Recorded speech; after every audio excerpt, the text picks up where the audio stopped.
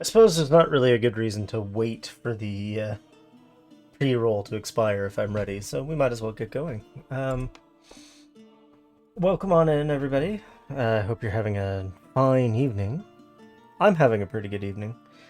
Um, I'm going to start this stream, as I often do, by telling you a story. So, back in April of 2024, I was much more active during the day on Twitch than I am now.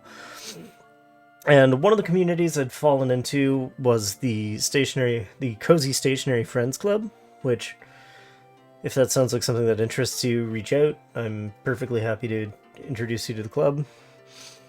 And an activity that was really popular with the club at the time that I really enjoyed was journaling RPGs.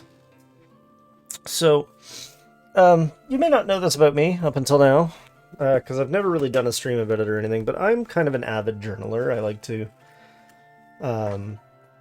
January pages were actually god-awful, but I like to fill a journal, and I like to fill a notebook. You knew that about me anyway, that I really liked to fill a notebook, and journaling RPGs are sort of an extension of that, right? And there's all sorts of cozy ones. My gateway drug to the genre was a game called Apothecaria, where you were sort of the village apothecary. It had kind of a witchy vibe. It was really fun. I thought I had my Apothecaria journal close to hand, but I don't. But the whole idea was, with any journaling game really, is that you're participating in an RPG. But that RPG has things in it that will inspire you to try to journal. So in my Apothecaria journal, I would try to draw something, alongside putting in the entry and like keeping track of your stats and all that. I would try to draw something that felt apothecary-ish, because that feels like something an apothecary would do in her sketchbook, you know? Fast forward from April of 2024 to last week, and I have created and released... The color balancing on this camera is atrocious.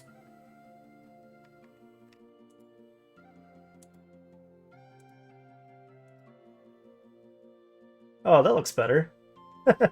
Anyway, I had introduced a journaling RPG of my own. I built this. The other big formative experience at the time was that a video game called Manor Lords had just come out. And something that I feel has been missing in gaming for a long time. I don't have a good game to play when you want to build your little castle and run your little kingdom. I have games that are good for parts of that. I feel like Vintage Story would be very satisfying to build a castle in. Obviously, Minecraft is like... Everybody's built a castle in Minecraft at least once, right? But there's not a good simulation element in those games. Manor Lords actually is a great simulator, but it's not a very good castle builder. And admittedly, there's not much castle building happening here. But, I don't know. I think I did a good job. The premise of the Game For Scribes is that you are both... I can't remember if I put it on the back or not. Yeah, you are both the chronicler or historian and the leader in a little chunk of land. Well, it starts as a little chunk of land and it can grow in a just sort of moderately fantastic medieval setting. It's designed to be setting agnostic. I did that for a reason.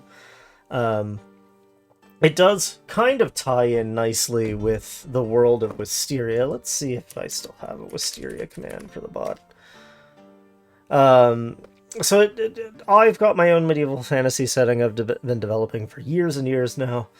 And it obviously works with that, but it's also, if you're a Forgotten Realms guy, great. If you want to explore the idea of being like a minor Rohirrim lord in the Third Age of Middle-earth, great. If you're a Wheel of Time fan, or whatever, you like Brandon Sanderson's work, that kind of thing, you've got your own setting, great. There's nothing in here really that should violate your idea of settings. And like all good journaling RPGs, you don't need a hell of a lot to play it. Apothecary is played with a deck of cards, and your notebooks and pens and stuff, obviously. Game for Scribes is also played with a deck of cards. It's played with these. These are tarot cards. I bought this deck because it's roughly... The aspect ratio is different, but the height is no higher than a poker deck. And the reason I did that is because, like, I don't actually have the hand strength to do it, but I thought it'd be really satisfying to be able to do, like, a flourish or fans or, like, trick shuffles with a tarot deck. You can also use any tarot deck. I have a Smith White deck here, which is the art style everyone would recognize, right? This is what everyone thinks of as a tarot deck. There's two very important reasons for that. The first reason is that this was the first commercially available tarot design, at least the earliest that I can find going back, that was mass-produced. And the second reason I chose this deck over any other deck is that the art is in the public domain. So yeah, this is a game, the tagline of the game is that fate deals hands both foul and fair. This is a game about historical forces modeled with tarot cards. I tried to play up the symbolism as best as I could. And for today's stream, we're just gonna try to play like roughly a year of it. The game is sort of the smallest functional unit is what the game calls a turn. 13 turns makes up a year, and the only thing that's really special about reaching the end of the year is that there's a special sort of year-end mechanic you do. So for me in playtesting and when I was getting other people to help me with playtesting, a year was a very reasonable amount of the game to play in one sitting. You absolutely don't have to. I have designed is a strong word, but I have made sort of special tracker sheets for helping you keep track of what you're doing, which means that you could realistically play, you know, if you got 20 minutes between your morning scrum and your next call, and that's not really enough time to commit to, like, writing a new feature for the program you maintain or whatever, maybe you can play one turn of the game. We're going to try to get a year done. I usually stream for about 3 hours, so I think a year. Certainly in playtesting with it, I wasn't explaining myself. It did not take 3 hours to play 1 year, so we're going to try to play 1 year. And then if I can get through the year, I'm going to get this guy out. This is something kind of special. I've bound my own book, or I've started binding my own book. I'm going to do a case binding on this book, and it's very heavy watercolor paper because I have my very runny calligraphy pens, and I have my watercolor pencils. I did not bring any water up, though, so I guess if we get to the painting phase, I'm going to have to take a short break to go get some water. But yeah, let's, I guess, just kind of get started. And I'm gonna tutorialize the game to the extent that I can. And while I am tutorializing the game, we're just gonna hang out. I'll interactive chat. I can't remember. I'm actually not sure if chat's messages. If you are watching the recording of this episode, which I will eventually post to my YouTube channel, I'm not sure if the chat messages will appear to you or not. So I'm going to do my best when interacting with chat to read the question I'm responding to before. Although I can see the screen recording too, so I'll know if it's visible or not. I guess we'll play it by ear. So, the rulebook is laid out kind of in the order that you would need to read it to understand the steps that you're doing. And it's available, I forgot to mention, this is available through DriveThruRPG. I'm going to put a link on the screen. Maybe not on the screen, but I'm going to put a link in the chat. Anyway, I'll put a link in the doobly-doo for YouTube readers. And it's available in this, which is the standard color hardcover. It looks a little washed out on the camera. I promise it looks better in person. It's also available in a grayscale paperback, which I don't have an example of close to hand, and in a digital format for your e-reader or tablet, of preference. And these sheets are freely available from my website. You don't really need them to play. I did all my play testing with just plain paper. But my big recommendation, I even make a point of, like, it's one of the first notes you get from the scribe, these weird, like, handwritten notes that are in the book, is to keep a separate journal for the history and for the numbers, because I am I came into tabletop gaming from, like, the D&D 3.5 era, and I like some crunch in my RPG. I'm the kind of neurochemistry where I need to know the math. So we're starting a new game here. That makes things really easy. The first thing you have to do is come up with a ruler. And coming up with a ruler is actually super simple. You essentially just need a name. I'm going to use pencil for some things that we know can change, and I'm going to use pen for everything else, just to make this complicated for myself. Essentially, all you need for a ruler when you're starting out is you just need to know that their starting rank is 0. Ranks change. And what your ruler's name is. I'm taking a character...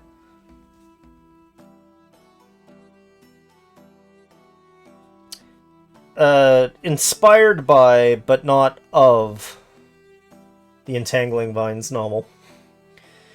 You don't start with the spouse. I mean, you could technically start with the spouse, but you don't. We'll get into spouses later. And your manor size cap is, of course, 3 times the rank plus 0, so it's going to be... 2. And we'll get into the reason why that statement is true later. That you don't need to know. So the other thing you have to keep track of, and we're going to use this sheet a lot more than we're going to use the ruler sheet, is your resources. So in the base game... Oh yeah, I forgot to talk about that. I'm going to talk about that. Jumps on me in my game. Hi, Meowky. I'm going to talk about this before we actually start the game, because I meant to talk about it during my preamble. I released the Game For Scribes under something I'm calling the Scribes license. This was inspired by something that I saw in another game called Dreadfair. And it's basically an open license to where you can't just make your own version of this exact rulebook and sell it. But you can make your own expansions and mechanics for this game and release them as your own. I don't take a cut.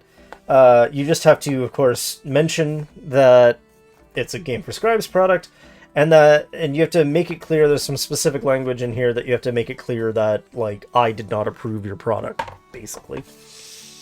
And that was what prompted me to remember to say that, was that there's a concept in the game called resources. These are, like, the things that you have to spend. The resources.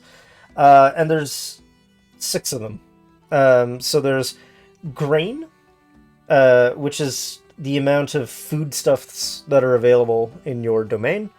You have something called levy, which is not quite the same thing as your population. It's a representation of the manpower you could call on at any given point in time, and that's not just, like, militarily, that's also for construction projects, which we'll get into, obviously. There's bounty, which is the material wealth other than food of the whole region. So that's kind of how well your economy is doing. It's not your personal wealth as a ruler, but it is your wealth. Miyoki watching multiple streams as has become her normal lately. Virtue, which is how virtuous you appear to be in the eyes of the people, how much the people approve of you. And bounty and virtue are interesting because they have a reflection for the populace and a reflection for you. So the reflection of bounty for you personally is treasure. That is your personal wealth. That is the gold or jewels or, stockpiled foodstuffs or what have you that your ruler personally owns. These are in the treasury of one manor or another. And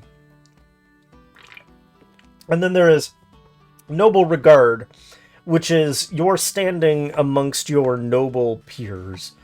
I mentioned earlier that our ruler, Argo of Hardgate, is rank 0 ruler. What that actually means is sort of up to you, but the baseline equivalent title would be that they're a knight. At the start of the game, you are a small, very junior member of the landed gentry, and you are going to be in control of, like, the tiniest settlement. Basically, your little fortified house and maybe, like, a few extra huts that your followers work in. Now, if we have resources, those resources must have starting scores, and this is where our deck of cards is going to come in. Firstly, treasure and noble regard always start at 0. We'll get into how to use this sheet as we go, but for now I'm just going to write in those nice big zeros. And then we're going to shuffle a deck.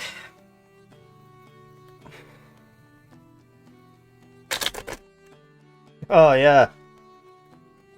Talk a big game about being able to do all this cool cardistry stuff and then, like, immediately bungle my shuffle on camera. The demo effect, right?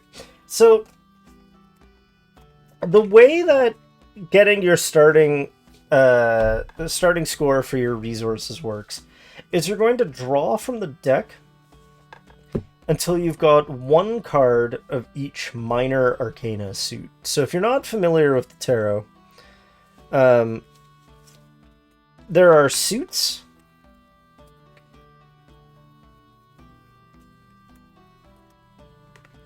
and there are also what are called the major arcana. So this up here at the top, this is the tower. That's considered a major arcana card. There's sort of like a trump suit above all the other suits. In divination, they have their own meanings. In the original game tarot decks were designed for, they also have their own sort of special category. And then the other thing you need to know is that there's 4 actual suits. Those suits are swords, pentacles, which I think I call coins at some points in the text, but I'm pretty sure they're properly called pentacles, cups, and wands or staves, depending on the deck you own. So I'm gonna reshuffle this, and we're gonna do it properly. But basically, the idea with trying to come up with your starting resources is that you want one of each suit and just the first one of each suit you encounter. So we're gonna do a lazy shuffle and start over. It's actually pretty easy to acquire resources in the game, so your starting scores don't penalize you that much if they're not, fantastically high. Although the law of probability means they're going to tend to be higher than lower anyway. That's the Hierophant. He's a major. He doesn't count. But there's the Page of Wands, Knight of Swords, 3 of Cups, Wheel of Fortune doesn't count. Another cup doesn't count. Another sword doesn't count. This could take a minute. What did I need? I needed a pentacle. There's a pentacle. So,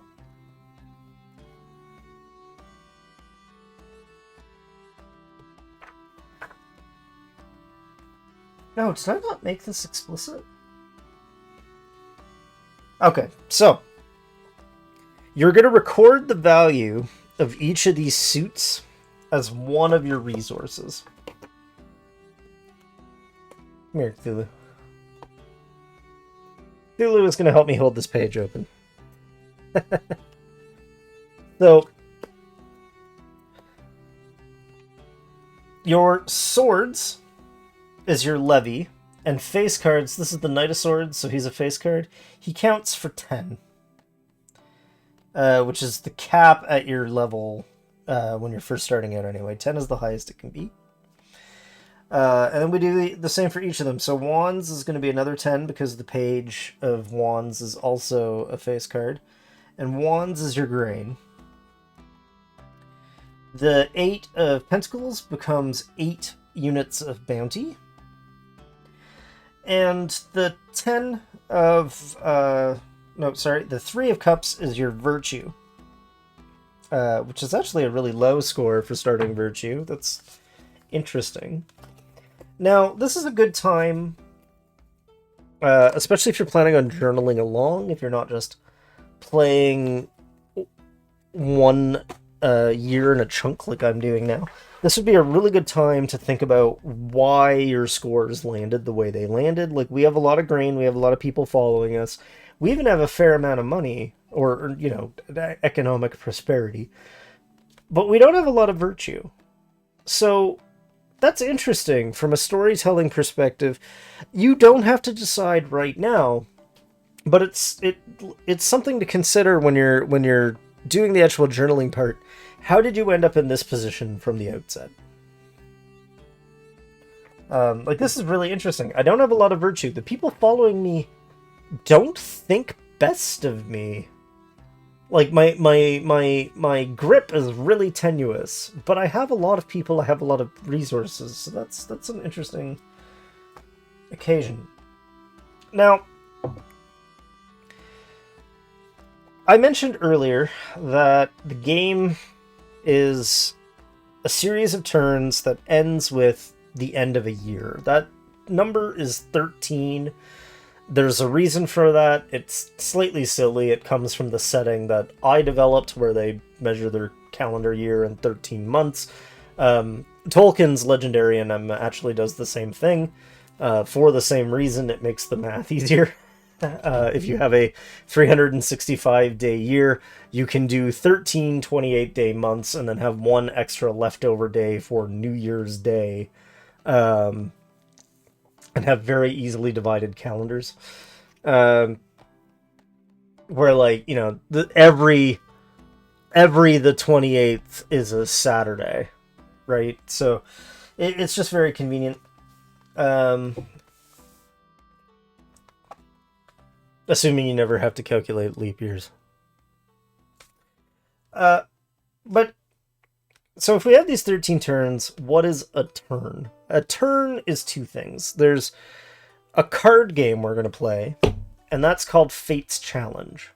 And then after you've dealt with Fate's Challenge, there's a second phase called Rulership. And we'll go through these phases together, and like obviously this first one will take me a long time to explain, and then we'll just kind of go through them after that. So, Fate's Challenge is really easy. It might even be too easy. There's a harder version of Fate's Challenge in the rules for you to play, if you really want to. But I need a little more space to play it, probably. So, the way Fate's Challenge works is you start by drawing a tarot card. Oh, this is actually interesting. Okay, so you start by drawing a tarot card. And that tarot card represents Fate's Challenge. This card is actually, this first card you draw is actually explicitly referred to as the challenge. And its face value, I wish that this light wasn't quite so bright. Oh, just because it's kind of reflecting on it. We'll have to switch in and out of mood lighting, I guess, as we go. This face value becomes eventually the severity. It's a little special where it's a major arcana card, but usually the severity is the face value. So if you get the 8 of Cups, the severity is 8. And the severity matters because you're going to draw you're going to draw 2 hands of cards. Oh, for the devil, it's actually severity 15. So this is one of those I need my entire desk, and it's probably not all going to fit on camera moments.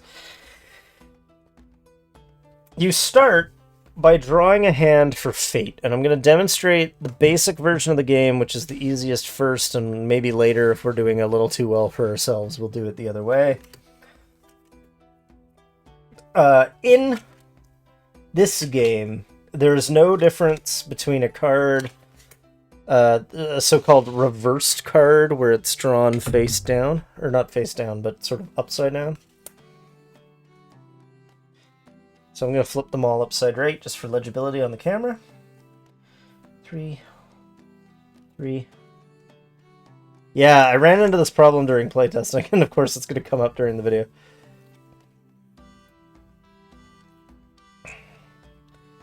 3, 6, 9, 15. Or, sorry. 3, 6, 9, 12, 15, and then we have to do the other thing down here.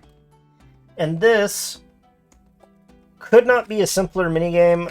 I'm sad that you're not going to be able to see the whole game just because this one hand is huge. There aren't actually that many cases where you're going to get a hand this large. So 1, 2, 3, 1, 2, 3, 1, 2, 3. 1, 2, 3. 1, 2, 3. Okay, so this is genuinely like half a tarot deck laid out.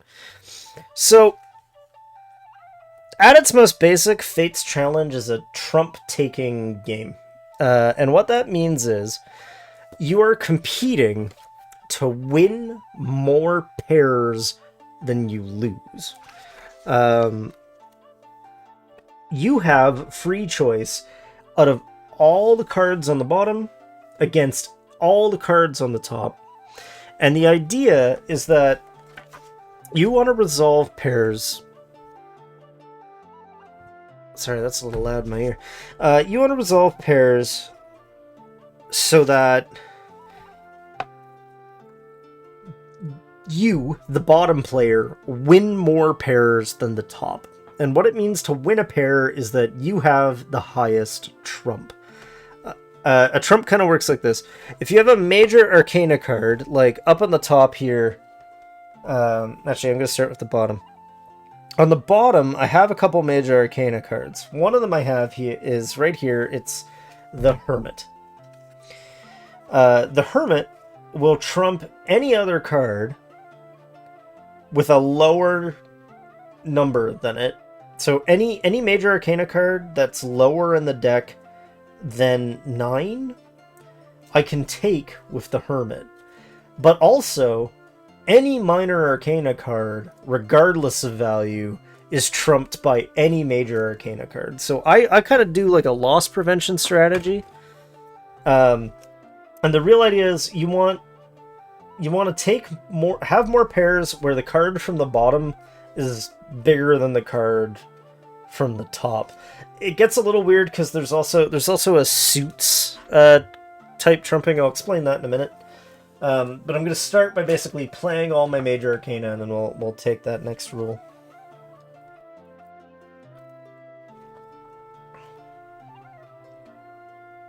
I'm going to put the ones that I win down here, and I'll put the ones that the other thing, that Fate wins up top. That's the 21. 21 beats 13.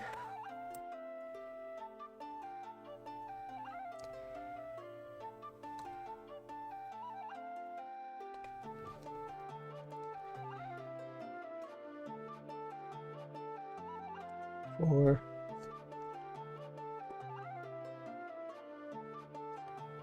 I should have explained something else first. I'm going to just take this last one. And then I guess I'll explain myself because we have to come to the rules anyway. So, oh, what did I do with the rulebook? No, this is actually even harder to see than it was before. Okay, so the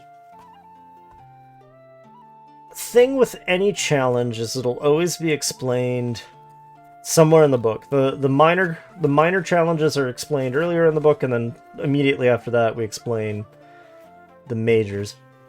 And we are currently doing the devil. So this is what the devil has to say about the event it represents. Improbable as it may seem, a threat well beyond the norm has emerged. It might be a truly supernatural phenomenon, such as the arrival of a legendary beast or a prophesied enemy, or something as sudden as the unexpected formation of a union among thought-defeated enemies. Rally your forces and sally forth to destroy whatever foul abomination threatens your fair domain.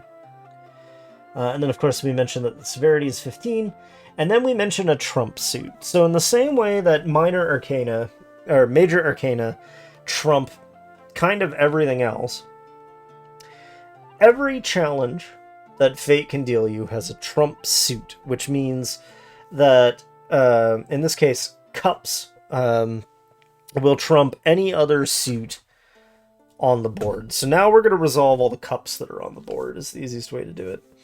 And the logic for it being cups is as follows.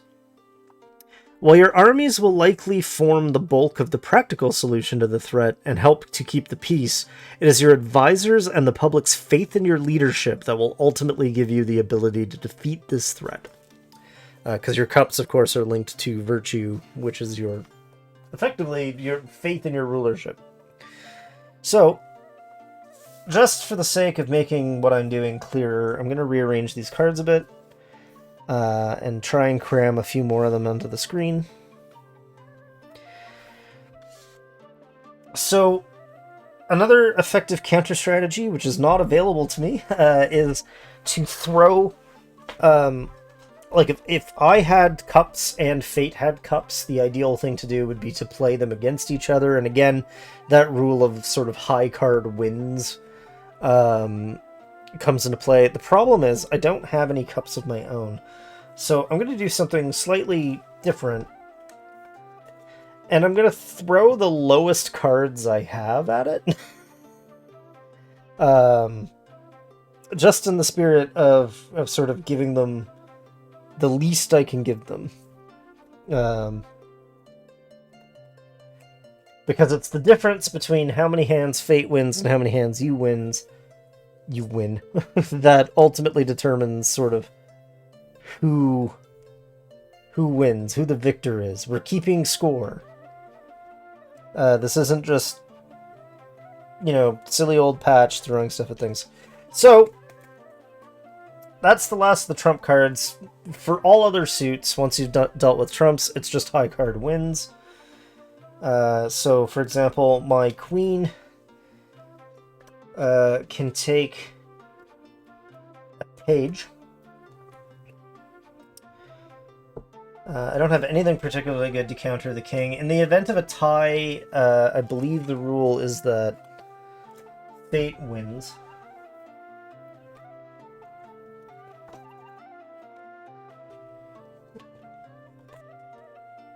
Oh, if they tie, they get removed from play entirely, which is slightly different.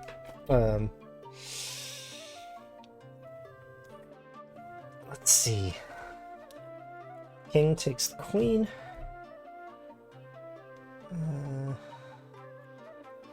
Knight takes the 10.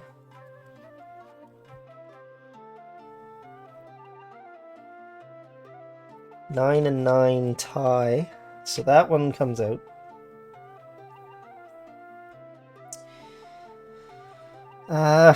What do I still have here? Some of these are upside down, so I can't really see. Right, we got 8, 6, 2, 7, 10, 9. So actually, I basically sweep it. So now it's time to calculate something called the severity, and this is a move that's going to look very familiar to any of you who've ever played Crib.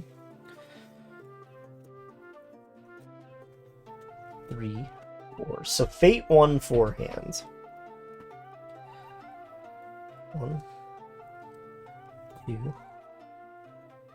3, 4, 5, 6, 7, 8, 9, 10.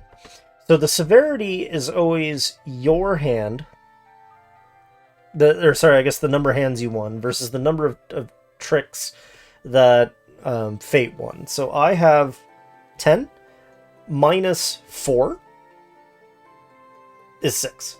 So let's come over here to our magic chart, and on the opposite page we have a list of outcomes. This is 4 through 6, so in our case 6. The accusations and distaste shown toward you have only invigorated your supporters. Gain the outcome in virtue and noble regard. So we've achieved a victory of some kind over our enemy.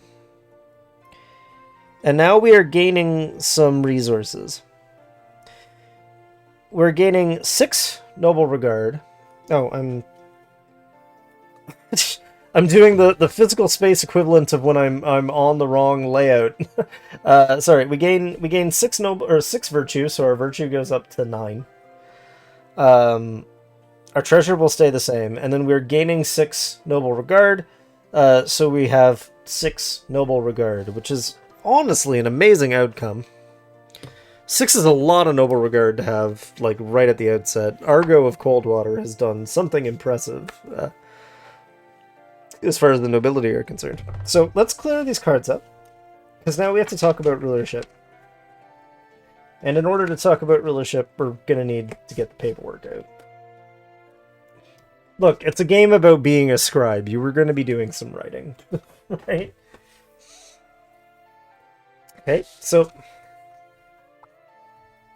something that I didn't talk about, because the rules don't actually make it explicitly clear, is that you are not just a leader, but you run a settlement of some kind. I'm going to call that settlement Little Coldwater.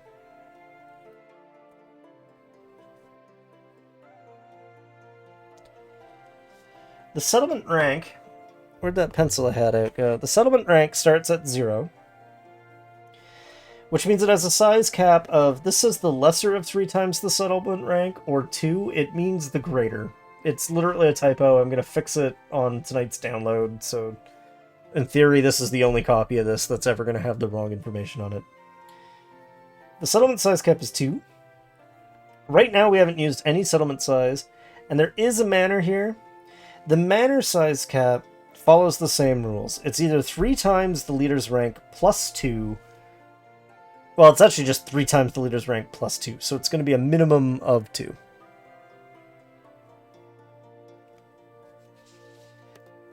There should be a line there, too. Really? Can you send me an alert while I'm in the middle of a...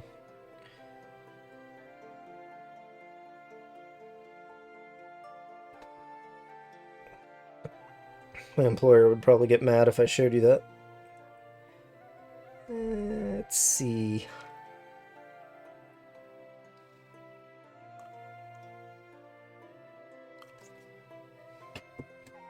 Alright. So, we need to deal with rulership, and there's a lot to rulership. Fate's challenge is actually really straightforward. I made it sound complicated. You'll see as we play more turns that it's time-consuming, but not complicated. Rulership can be a bit more complicated. There are 3 things you can do in rulership. You can direct construction of amenities in your manor or your settlement. You can use the amenities that are already constructed. And you can attend to affairs of state, which is sort of a catch-all category for everything else. We'll be doing all of it as the game progresses. So, the first thing we want to do is maybe take a look at constructing some amenities. Amenities are things that let you turn resources into other resources, which helps you grow faster. It also helps you absorb negative outcomes. If I had lost that challenge, I might very well have had my virtue reduced even further, which has its own penalties and such, right? So we're going to start out by building some things. Firstly, when dealing with construction, you can begin construction or continue construction. Some things take more than one turn to build.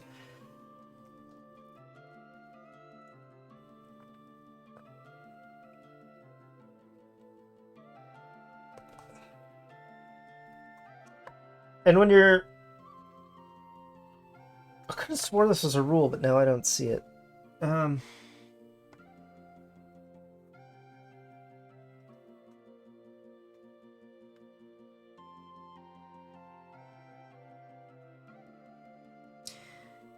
Right. One of the values of rank is... I am a bluey! I have become a bluey this week. I've actually been a bluey for a while. Meowki made me a fun little bluey to use. Sometimes I'm not a bluey. Sometimes I am other things. I'm working on that on my own end. Yeah, so here it was. At rank 0, we can only start one new construction project a turn, which matters because it means what we pick to construct matters. So let's talk about construction. Way at the back of the book, actually, most of the rear end of the book is just amenities to be constructed. And different amenities will do different things. Like, for example, there's the farmyard, which allows you to allocate levy, meaning basically, oh, thank you for the follow. If you have enough people to staff the farmyard, the farmhouse, you can produce grain. Which is very important. Grain is very important. The farmhouse is usually the first thing I build. And there's other things like the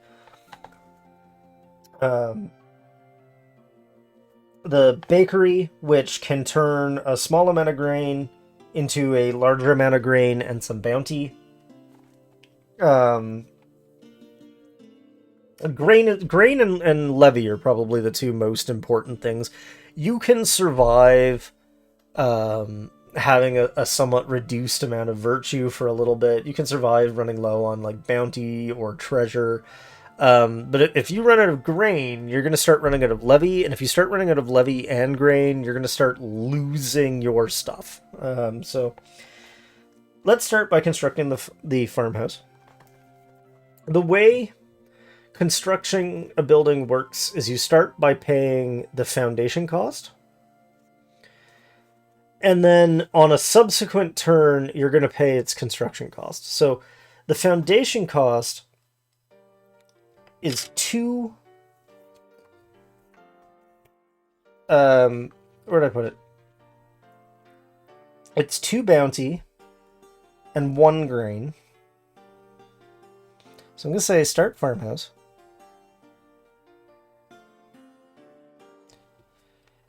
So bounty has to go down by 2.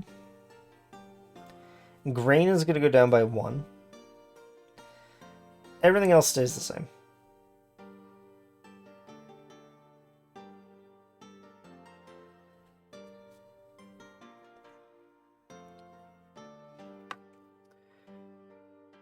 Now, as far as constructing goes,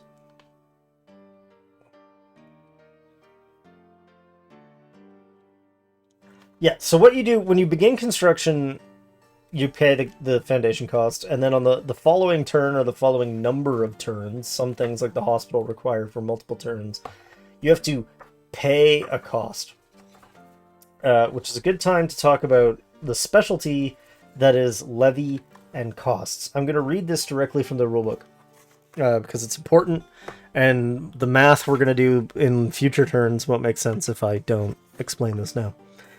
Construction projects often list levy as a cost. However, this should be thought of as allocation rather than cost, unless the entry says otherwise. The levy is only paid for that turn and not subtracted from the total amount of levy available going into the next turn. Your current levy score is your maximum allocation limit for levy allocations. So what that means is, unless something explicitly says, like, take the levy out of your pool forever, a levy score just means that, like, if you have levy 8, you can activate 8 levy worth of things when you're paying activation costs or construction costs or maintenance costs. It's saying there are only 6 peasants in town, so that you can only do 6 peasant months worth of work in this turn, basically, is what it's saying. Now, the other thing you can do in the rulership phase is using amenities. We, of course, don't have any amenities, so there are no amenities to use. And then there's the Affairs of State. Affairs of State are interesting. There's sort of 3 of them that are defined in the base game. The first one is to pursue marriage. The second one is to pursue a rival, and the third one is to press a claim. So I'm going to read directly from the rulebook for those as well, just so that we're all on the same page about what they do when we ever eventually get around to doing them. So, in marriage, if you desire a romantic partner and future inheritors, select this option. The marriage mechanic is simple. Draw a card, redrawing major arcana, except the lovers. The face value of the card from 1 to 14 is the suitability of the pairing. If you drew the lovers, resolve that event instead. During year end, you will draw a card again. If it's lower than or equal to your suitability score, you have obtained an heir. And that's very important, because your ruler can be deposed, they can be killed.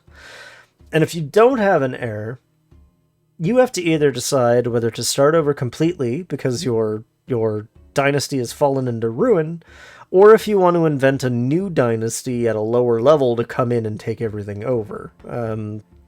It's actually... How many years would the average game span? Ultimately, it's up to you. I've made it very hard to permanently end the game. Partly because one thing I envisioned doing is, much like with this book, I sort of envisioned just filling journals, right? And like sometimes you have 200 pages, sometimes you have 8 pages that you want to dedicate to it. So it's really open-ended. I think when you're actually good at it and you're not narrating your play-by-play, you can, and I have played an entire year of the game, like just this part, the resolving the math of it. I've played an entire year in about an hour before. And then obviously the journaling part takes longer, and it depends on how involved in it you want to get. You don't have to do what I'm going to do, which is, break out the watercolor pencils and the calligraphy pen and get really absurd with it, right? You can choose to take it pretty easy. But that is a good question. I have played games where they have ends, like I play an epistolary game called Wayfarer, where you pretend to be the Voyager space probe, basically. And that has an end because you'll eventually just decay to the point where you can't communicate with the other player anymore. Which is fun. So, I think, partly because I made a big deal out of it, I think we're going to pursue marriage. And the game makes it kind of explicit, or explicit isn't the right word. The game makes it clear that if you never want to have your character marry, that's valid. If you want your character to marry 14 people, that's also valid. It's just that mechanically, you only marry the once. Or at least, each ruler only marries the once. And then you can... I suppose if you married again, you would just do the whole marriage minigame over again. The marriage minigame, like I said, is you basically draw a card and record it. This is the laziest and worst shuttle I've ever done, but I only really want one card anyway. 9. Nope. Yep, 9. So... I'm going to record their value, but we need a name! I'm going to name you Monica.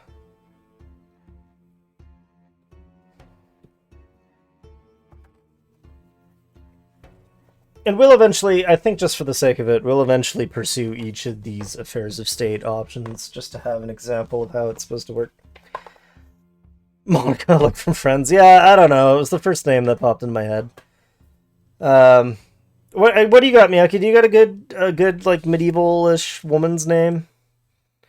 It can't be Arwen or Eowyn. I forbid it.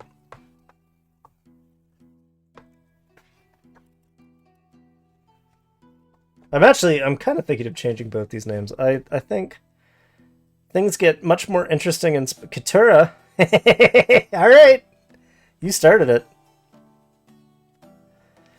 And instead of it being Argo, I'm going to use Draven Hardgate. And exactly like 2 people who are ever going to watch this video are going to get that joke. But our boy Draven. The boy, the man, the myth, the legend. I should explain that joke. Draven is the main character. That's all I'm going to say. So yeah, now we just keep repeating. Now that we've done our Affairs of State, we're just going to keep repeating the process and do another turn, and I'm going to hope it's not another Major Arcana turn or another huge hand, because I do... You're not going to believe me that this game can be played quickly if I keep getting the devil.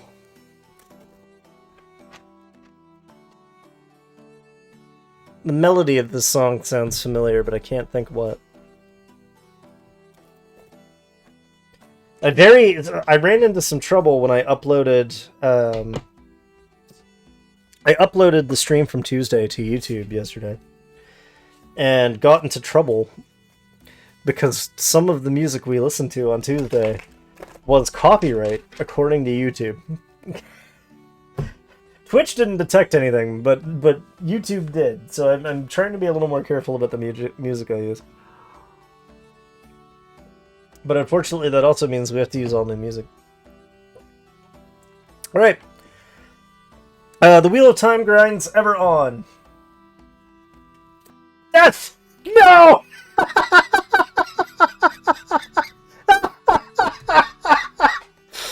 Alright. It is a common joke among those who can read tarot that everyone thinks that if you're doing a tarot reading and you pull death, you die. Or I guess the person you're reading for dies. And while that statement isn't entirely true, it is perfectly true to say that if you pull death playing... If you pull death playing this game, you die. So, rip Draven, now we have to go deal with character damage.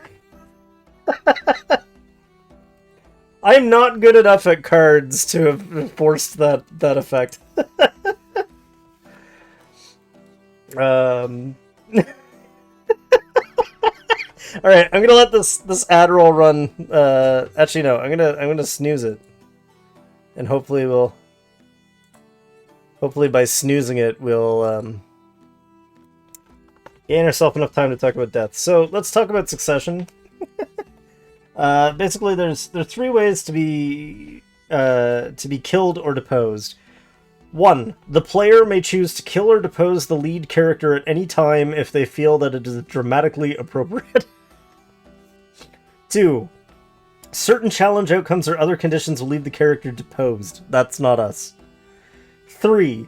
The outcome of a challenge has left the character dead. Death is a part of life and will come for us all. Rulers are no different.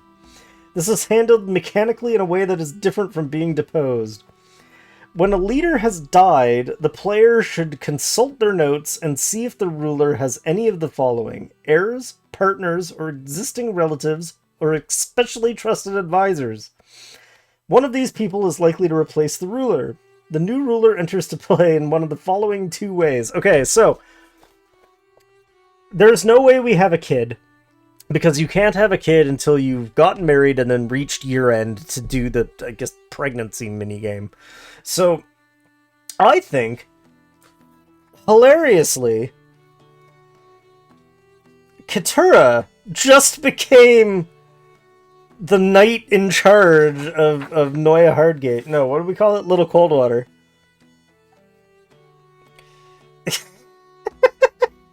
Alright, so this is what happens for death.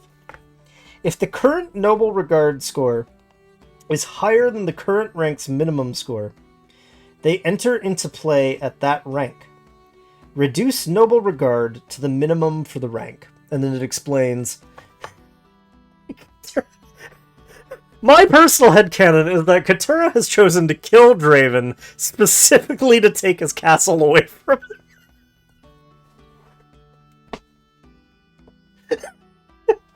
him. This is fate slander, and I will not stand for it. Anyway, it also helpfully explains that minimum rank is 8 times the current rank. The current rank is 0, so our noble regard drops to 0. If the current noble regard score is less, the new character enters play at the highest possible rank of their current noble regard, which doesn't apply. So everything else is going to stay the same.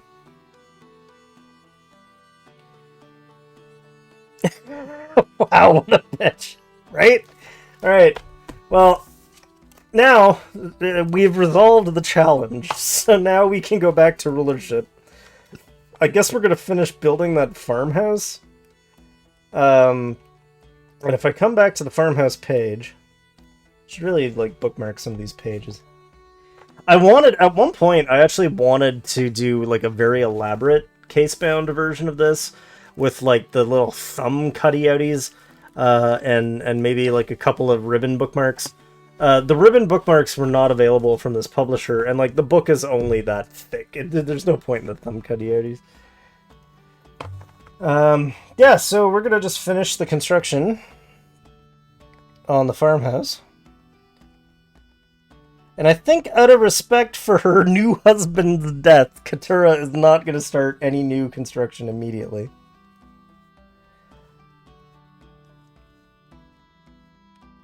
Levy, again, doesn't change because you sort of, like, temporarily allocate levy instead of paying it, usually. We'll get there when we get there.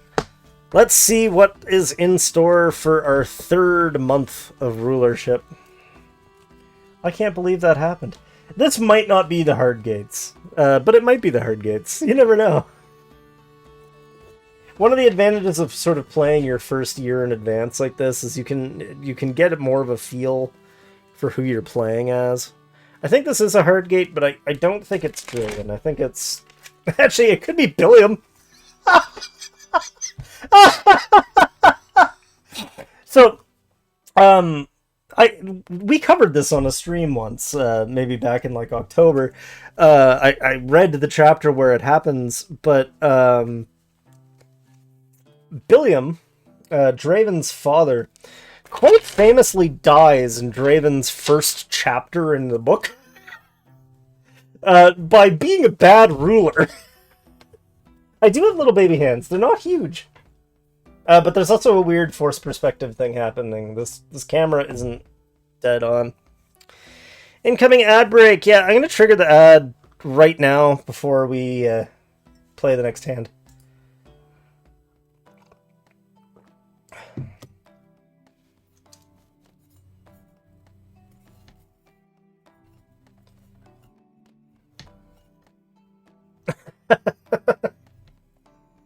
If you can hear me through the ads, I've just invented the funniest hack ever, which is using my shirt, the shirt that I am wearing, as a lighting diffuser, which almost works on camera.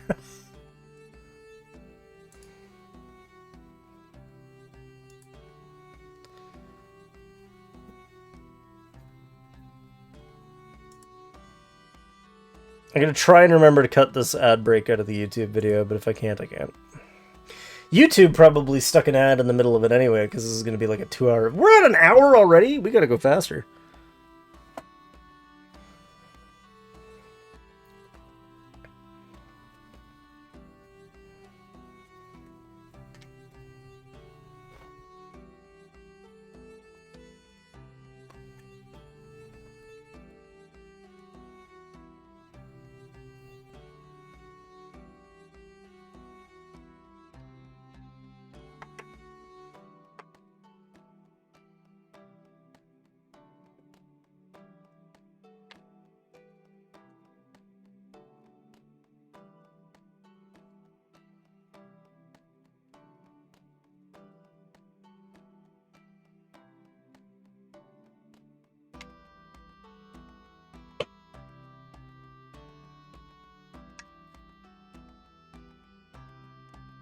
This is not a sentence you ever want to say out loud, but I have lost Cthulhu.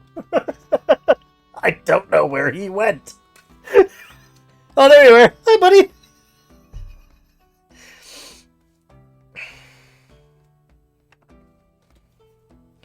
One, two, three, four, five, six, seven, eight, nine. Oh dear, this is another dreadful hand. The game is trying to tell me something, Miyagi.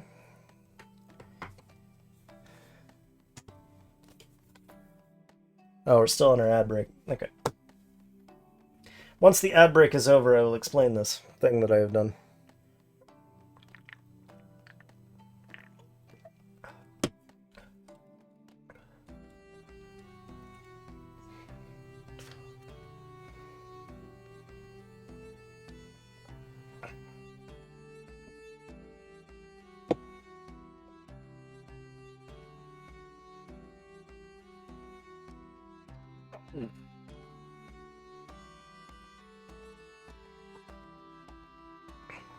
Look, you guys knew what you were getting when you signed up for a YouTube recording of a live stream instead of a video.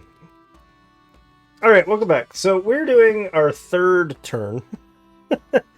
and this time we drew a swords card. It's kind of covered up by my layout, but we drew this, the Nine of Swords.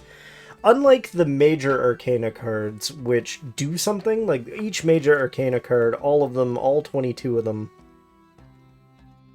20 of them? All 22 of them have their own dedicated card. For the minor arcana, it's just suits. And then the severity kind of tells you something about what's happening. So, swords trials are trials of violence. Like it or not, violence exists in the heart of sentient beings. While the stakes are not always as high as full-blown war, one of your responsibilities as a ruler of any kind is to keep violence from befalling your people and yourself. Here are some examples of violence scenarios that match various levels of severity for a swords event. And then in the 5 to 9 range, it says, a tournament has arisen. Knights have gone errant in your domain, or possibly you are in conflict with another regional power, even your rival. The trump suit for swords events is cups. In times of dire violence, strong leadership and the spirit of faith bolster the masses. So now we need to figure out what the outcome is going to be, and folks, this is not a great hand. As you can see, there are 1, 2, 3, 4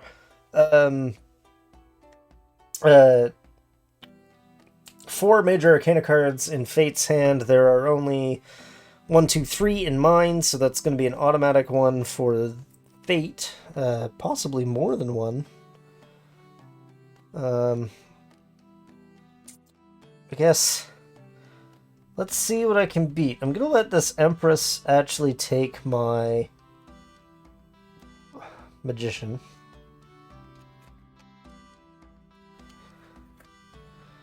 And I can beat the Chariot. I'm not going to be able to beat Death, so I'm going to just throw a lazy card under Death. But I can beat the Wheel of Fortune using Justice, and I can beat the Chariot using the Hermit. So okay, we've got the trumps, or we've got the major arcana out of the way, and it's kind of a draw. Cups are a trump, and once again, the advantage there is very much... oh, actually, the advantage is mine. I can take the 9 with my 10, and I can take the 4 with my 6. And now everything else is just a size contest. Ooh, but I can only take 1. I think we lost this one, fellas. I have to do the math. But I think Fate has taken another hand. Wow, this is a cursed playthrough. So this is actually making me feel better. One thing that I felt was very true when I was playtesting this was that the game might actually be too easy. But if I'm going to keep losing like this, maybe I was just having a run of really good luck during playtesting. Nobody else complained about it seeming too easy, so maybe it was just me.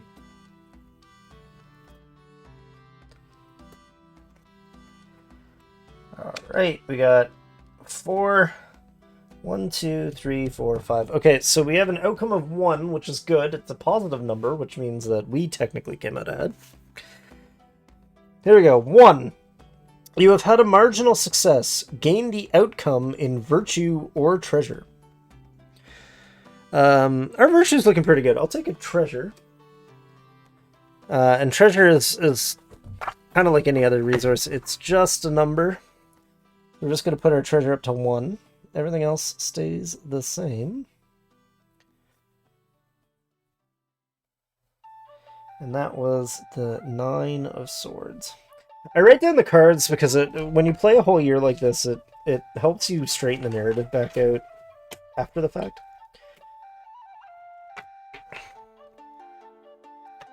Okay, so we need to do some rulership. Katura can start 1 construction project, and I think it needs to be a good one.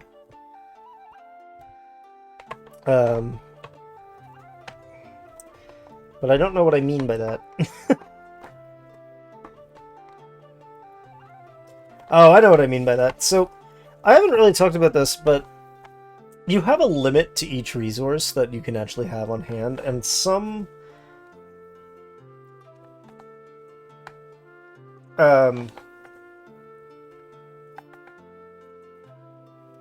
Uh-oh.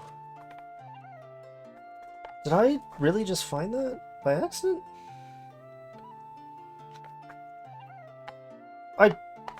I don't remember making this mistake. I checked these pages. Okay.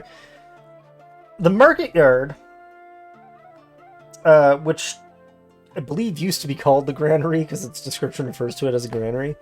The market yard increases your maximum storage of grain. So when you're starting out, for every settlement you have, you basically get 10 grain, 10 levy.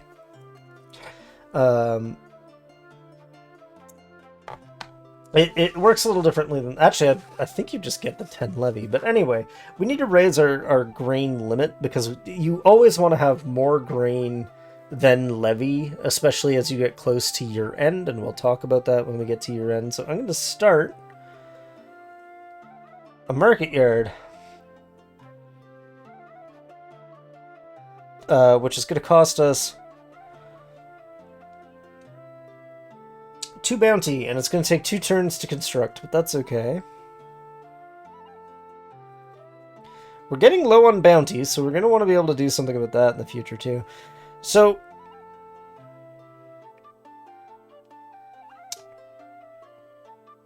we're also going to allocate 1 levy, because we have it to allocate. We're going to locate 1 levy to the farmhouse and bump our grain up.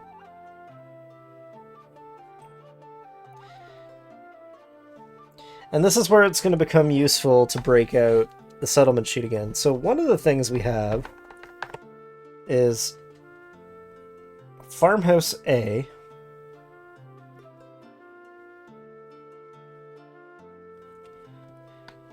Which has 0 size. Size eventually becomes relevant for amenity construction, but kind of isn't right now. Basically, if a town is too small, you can't just, like, build a grand palace in it. We're going to say for activation, it's 1 levy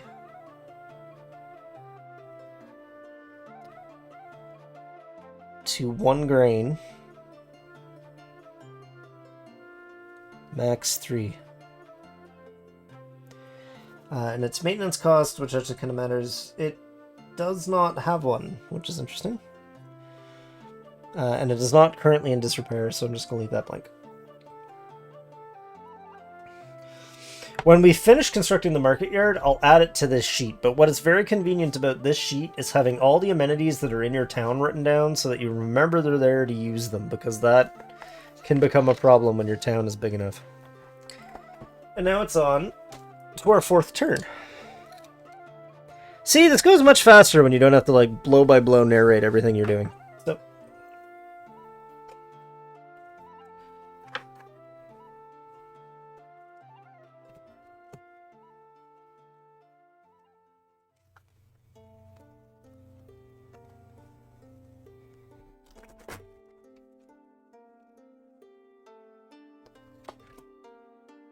Seven of staves.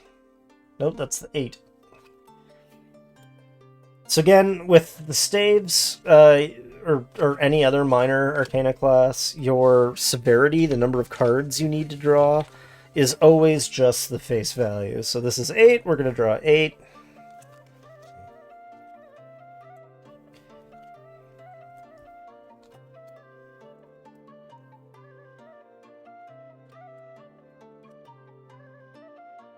I've always wondered, if you're the kind of person who believes in tarot divination, would you need your own deck, like a separate deck, to play this game?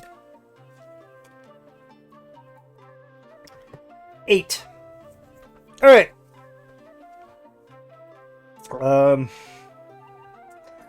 Let's see. I've got 1, 2, 3 majors, and there are 2 majors up here, which is fantastic. I'm going to start cleaning them up.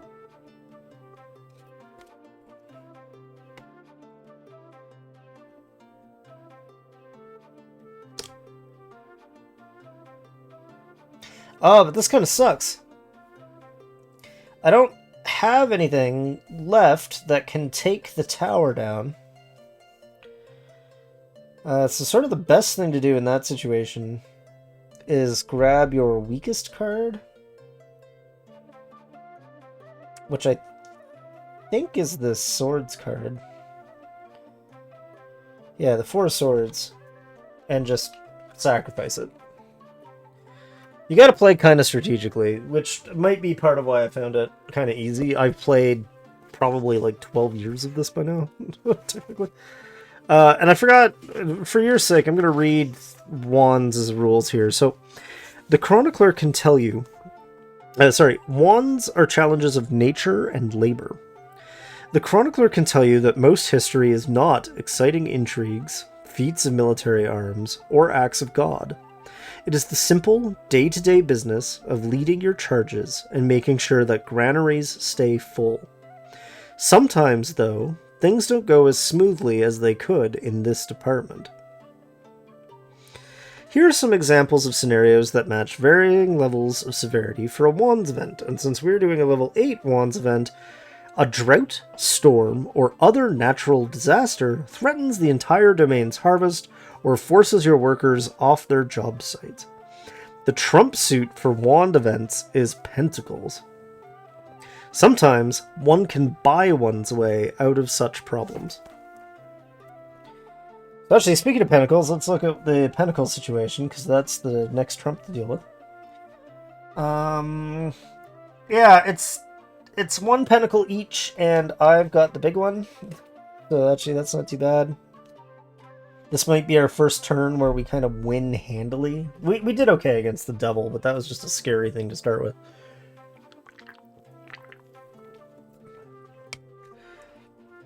So let's see.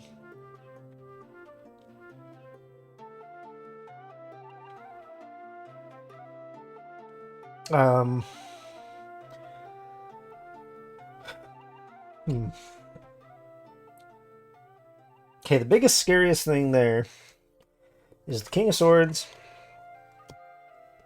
and the Page of Wands. Let's see. I win. I win.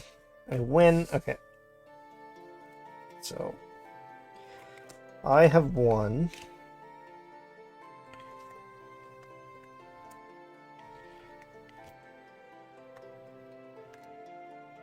I've won 8, and he has won 1 for an outcome of 7.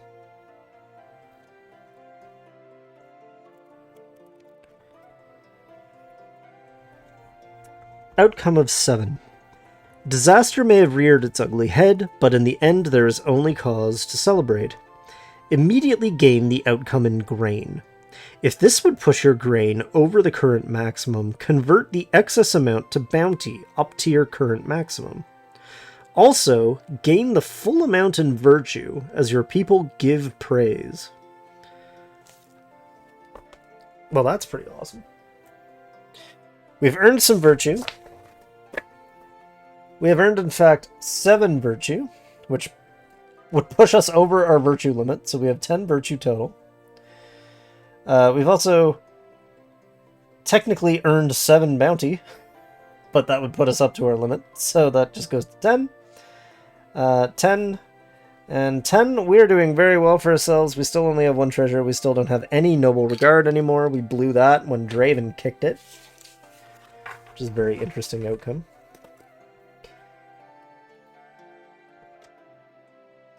Interesting. Okay, so now we need to do some rulership. And we're going to do a few things of rulership all at once. We're going to start new construction. And I want to begin construction on...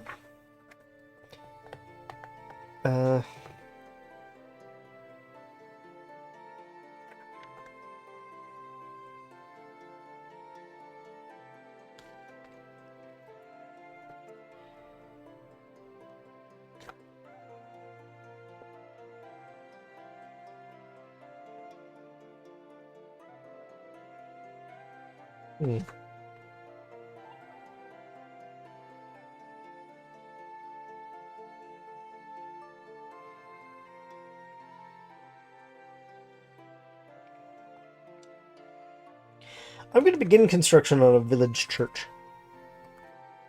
So, that's going to cost us 2 bounty.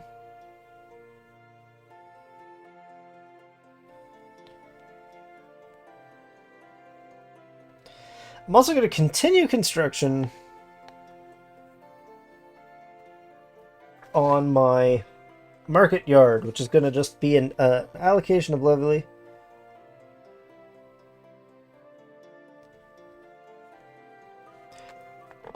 And I'm going to activate the farmhouse again. Actually, I'm not going to bother activating the farmhouse because we don't need it. We have maximum grain already. So, what the church will do when we've finished constructing it, I'm going to just read the entire entry. Village church. A small stone or wooden church suitable for construction in a village settlement. The virtue maximum is raised by 5 for every village church in play. You may only have 1 village church per settlement, regardless of settlement size or ruler rank. So that's going to start raising our cap on virtue, which is kind of nice to have. It's insulation against certain bad outcomes. But this is kind of what I mean about the game being a little easy. We've had a horrible run of luck. We lost our ruler on the second turn, and we started with the devil, and we're already kind of maxing out on normal stuff. We're actually still really poor in terms of treasure and noble regard, and that will matter. That affects the life of your ruler. But as far as our people go, that's actually relatively happy. Oh, and what did the church cost? It costs 2 bounty to start with. So now we're down to 8 bounty. But that's kind of okay. We may make more bounty. Let's do another turn. Oh my goodness. My desk is just ever so slightly too small to play this game on. I was thinking I would have set up on the kitchen table. It's just a little bit more spacious. Or I would have cleared off my little side desk. Oh, got the shovel.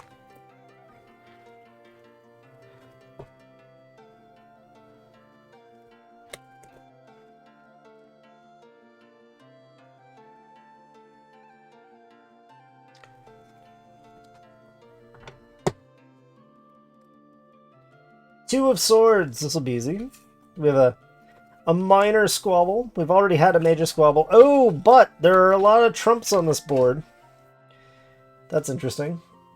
This turn will probably come to naught, but let me just read really quickly from the the Book of Scribes here. So again, swords are violence challenges. A severity for a low severity sword event would be a crime or series of crimes has gripped your domain during this turn, and it is your sworn duty as the local magistrate to act. And of course, cups are the trump here, which actually causes us a small problem. We can take 1, and the enemy can take 1.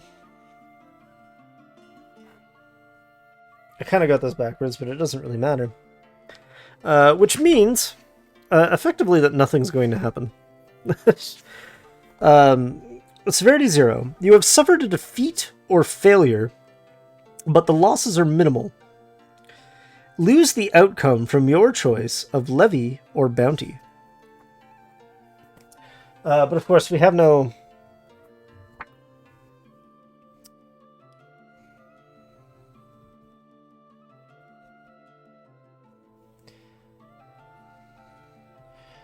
we have no outcome, so we just stay where we were. Some very minor crime has occupied our attention for the day.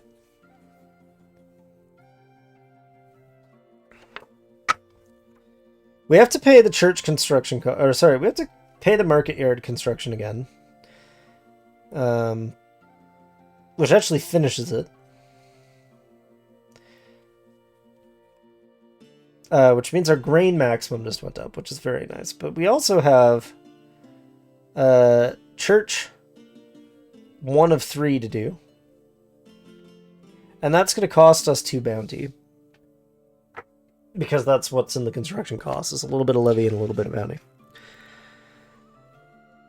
And I have to think again about construction. I want to maybe make a manor amenity, possibly.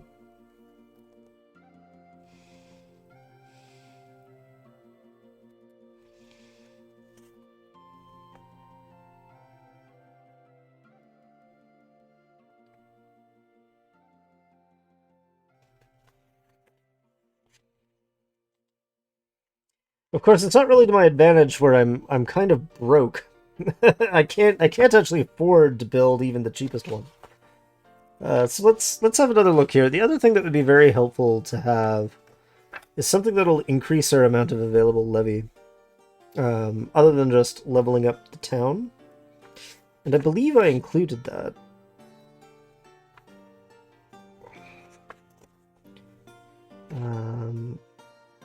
I just think it's somewhere fairly late. Yeah, here we go. Burgage plot.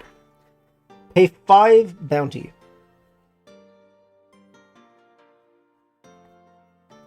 Sometimes housing is just housing. Raise the levy cap by 10.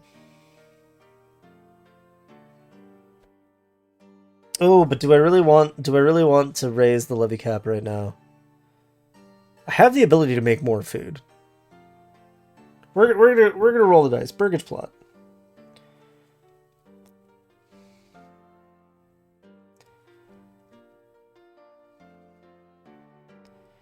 So we did, as I say, we finished the market yard. So let's add that to our nice little sheet here.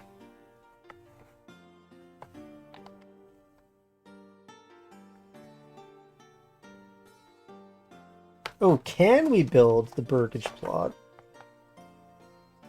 We cannot. Oh yeah, actually we can. It has the size. Okay, so anyway, market yard. We'll talk about size when we get to when that's actually done being built. I'm actually probably not going to upload this to YouTube. I should really do an edited video for the sake of YouTube. But we'll see. Market yard. 0 size. 0 maintenance cost.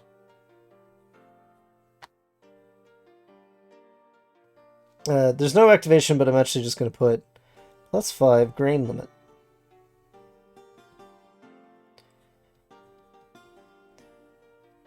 So now our grain limit suddenly becomes out of 15. which for my purposes I'm just going to note like that. And let me double check. Oh, that actually only is supposed to go down by 1. Oh, but what did I spend on starting the Burgage plot? 5. Okay, so we're down to just 2 bounty. We need a way to make bounty. We might be a little stuck. We might be about to learn a thing. Alright. But that does put us in a position where we can start... Oh, you know what? Before we get burned again, it's Katura's turn to remarry.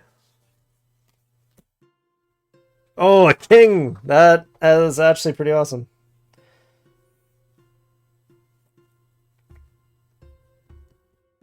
So, I'm going to give her a spouse named Archibald.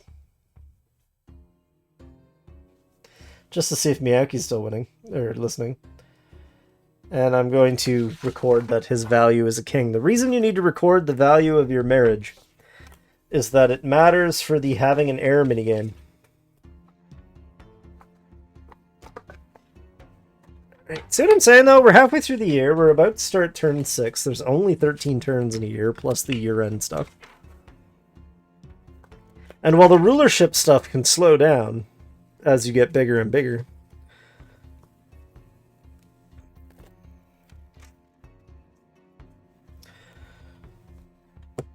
Alright, let's see what we got. Death!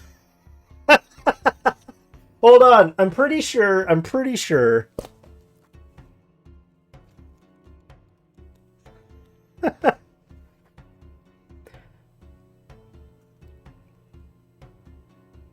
Special. Your current leader has died. See the succession chapter for rules on replacing your fallen leader. Your new leader concludes this turn's rulership phase without needing to draw a fresh challenge.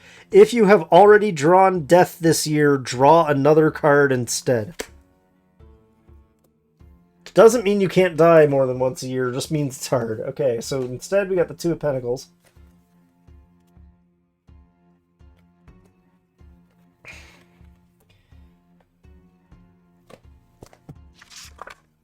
So, let's talk about Pentacles challenges. Pentacles are industry and mercantilism. While bread builds houses, gold builds castles. Armies march on their stomachs and fight on their wallets. If staves are the agricultural efforts of your lands, pentacles are your artisanal, mercantile, and economic opportunities, for good or ill. Here are some examples of scenarios that match various levels of severity for a Pentacles event. 1 to 4. Fluctuations in the market mean your products are not as valuable as they were previously. The trump suit for Pentacles events is staves. When economic conditions are poor, the people turn to the sucker of the earth to make ends meet. Let's see.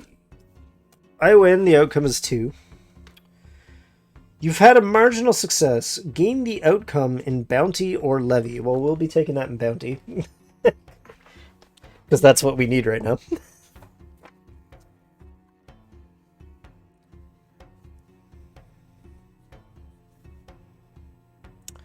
10, 10, 4, 10, 1, 0. Okay, I don't think we're going to start any new construction because we're getting a little hard up for bounty. But we are going to continue the church. Which is going to cost a bounty. And we're going to activate the farmyard for 3. Or, sorry, the farmhouse for 3. So we're going to have 13, 10, 3, 10, 1, and 0. And that was a 2 pent. This is great. I gotta be honest. I don't know if I'm putting my fancy... I don't know if I'm putting this start on my fancy handmade book. If I am, I'm changing some names around. Because it is actually interesting. It's really interesting. Someone struck out on their own with barely any faith on them, won a historic victory that really increased the people's faith in them specifically, and in their cause, right? Because we've got... This is what I'm talking about. This is a storytelling tool. I know that the way that I'm playing this and rushing through it quickly isn't doing that element of the game as much justice as maybe it should. But, so we started out, we had almost no virtue, and we had no noble regard. No noble regard is normal. We had the devil, which is a like super significant event, right? That's more than just a war that's, you know, defeating Mordor type shit. And then immediately the character dies. If that doesn't scream like Pyrrhic victory, dies almost immediately thereafter of like complications to his injuries. Yeah, I might end up changing the names up for the journal, but I really want to keep... Mostly because I don't want to steal Katura, and it's not really consistent with like a Bostonian name.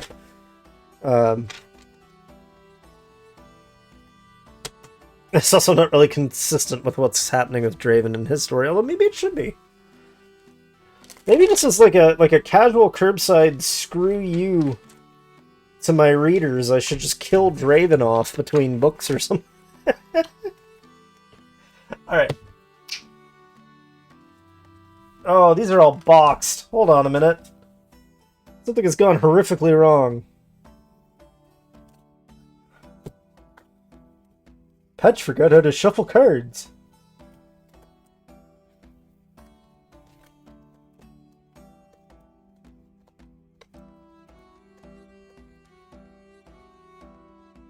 Patch does not do a very even job shuffling cards, although I suppose that's the point.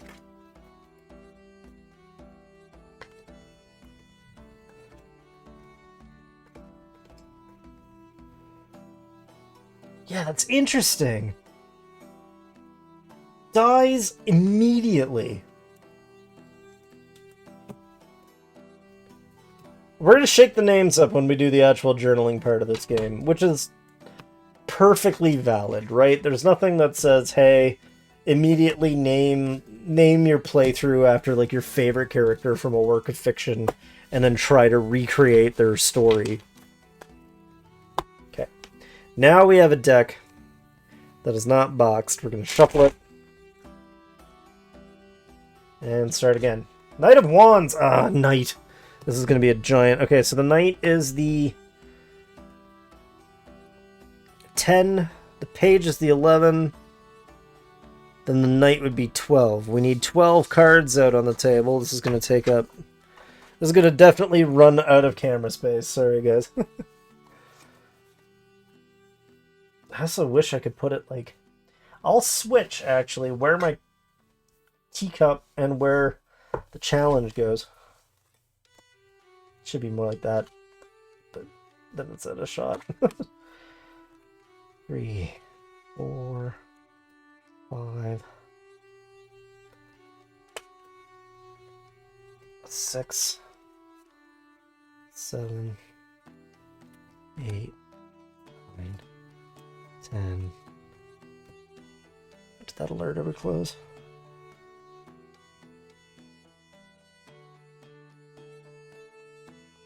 Yep. 1, 2, 3, 4, 5, 6, 7, 8, 9, 10, 11, 12. So we already know Wands events are nature messing with you. This is a situation that you can labor your way out of. And as you might recall, Pentacles is the trump suit. So the things to keep an eye on are how many Pentacles are on which side of the board. And of course, who's got what for Major Arcana.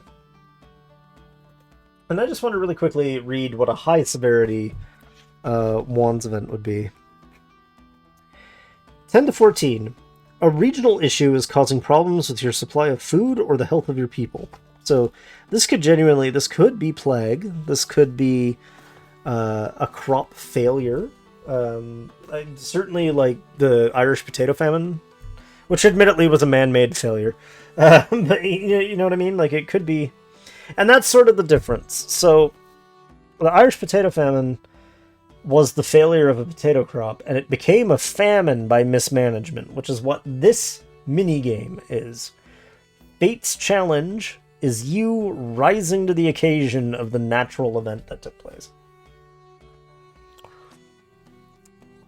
So let's see. They've got the Hermit, the Chariot, the Tower, the High Priestess. And I've got Strength, the Emperor, Temperance, and the Magician. What's the highest thing they got? Probably the Tower, right? Yeah, the Tower. What do I got that's close to the Tower? Nothing. I lose the Tower no matter what I do. What can I sacrifice to the Tower? Pentacles is important, so it won't be a Pentacle. It'll probably be this Three of Wands that's definitely not going to seize anything otherwise.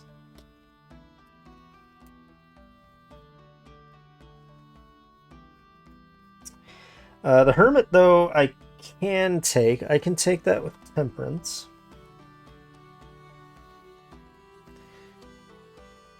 And I can take the Chariot with Strength.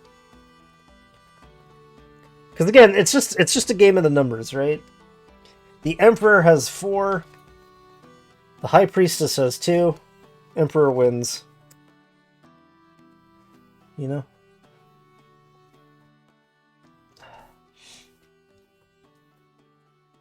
Okay, he is the King of Pentacles, but that's okay, because I can nerf it with the Magician. He's also got a 5 of Pentacles, but that's okay, because I have the 7. We're going to make a bunch of grain again, boys. Let's see here. I have 1 trump left. I'm going to use it to take the King of Wands away from him. I can take the Page of Swords with the Knight of Swords. And everything else is going to be numbers. So he's got 8, 9, 10, and 2. I've got... Well, I can take the 2.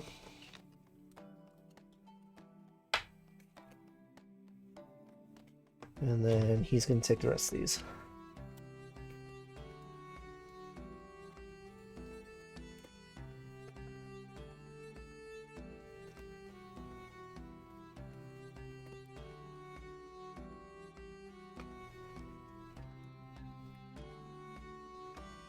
Okay, so he's got 4. I think I have more than 4, but we'll see.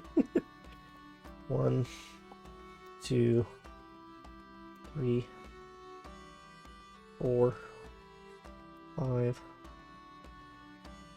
6, 7, 8 for an outcome of 4. What did we win? Let's consult our chart of fantastic outcomes.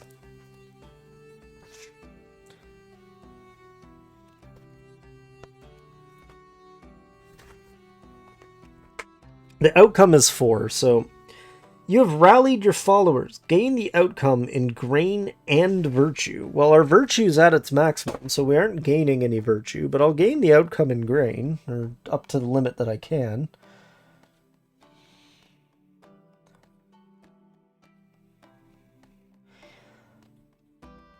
And we'll see if we can get anything else going for ourselves here.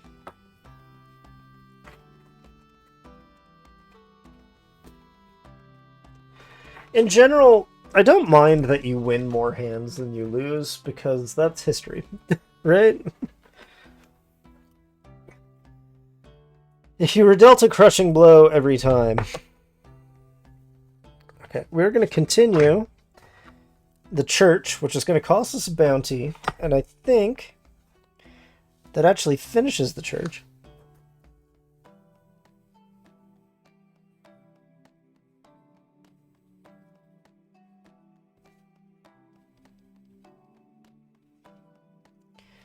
Okay, so let's get the church entry back out. Construction cost is 1 levy and bounty for 3 turns. This is the 3rd turn, so we finished that. There's going to be a size of 0, which is nice. The virtue maximum is raised by 5 for every village church in play. So I'm gonna do the same thing I did last time and include a note just for me that shows the cap raised. And then it says maintenance cost of 2 levy, which is going to matter later.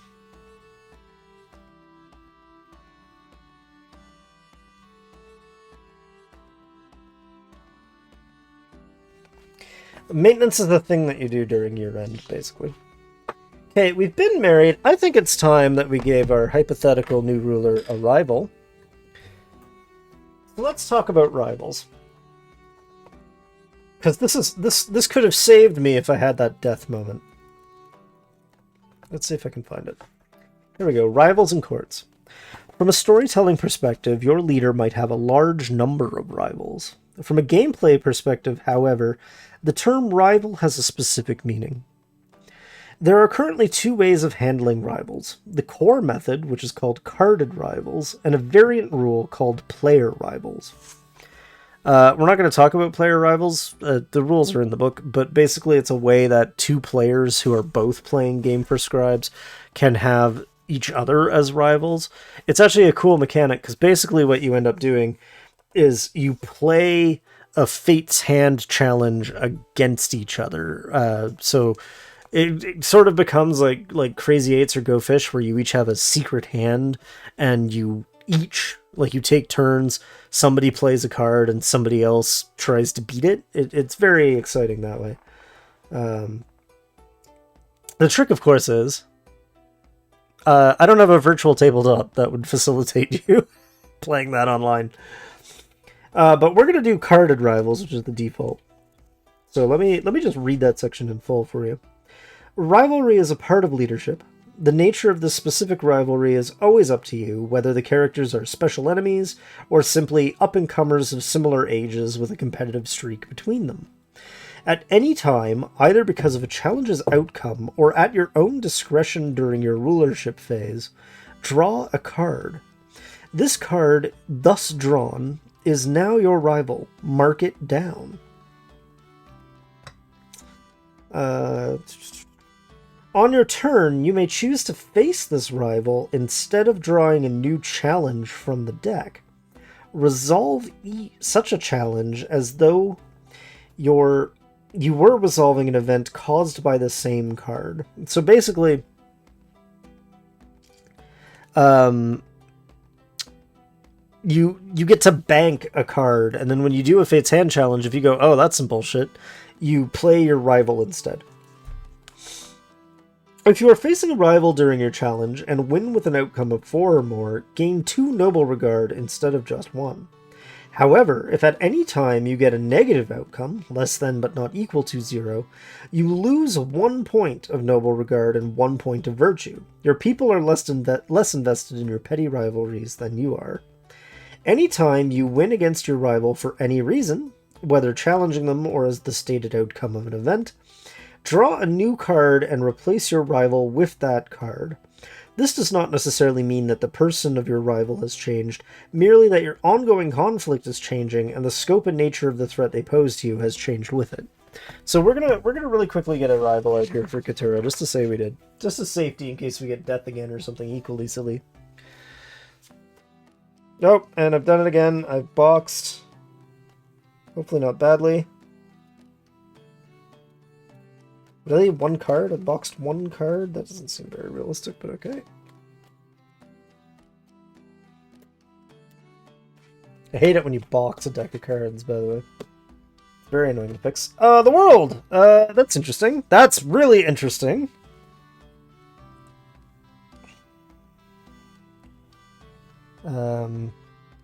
I'm just gonna write Madge. 21. The world has a really interesting rule set, and we'll probably play it just to show the interesting rule set. I'm going to call him Domino. because why not? Because none of these names are sticking anyway, so we'll just fix it in post. Oh, and I forgot to do something. We don't need to activate the farmhouse.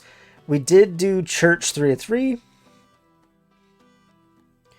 which costs us a bounty, and we also, I think I want to finish or put another chunk of that burgage plot down, but I just need to look up what the construction cost of it actually is.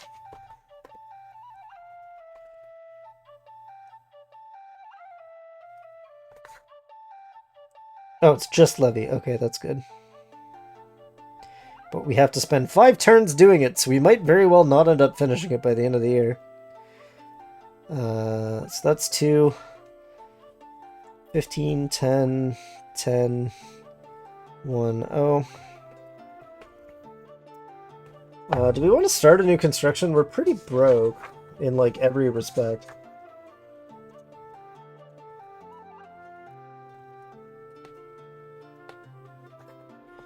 There's some really interesting amenities in here as well, but we're not making enough treasure or really anything to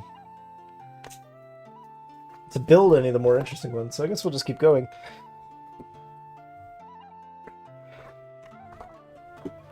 I'd better check that the music is not about to expire.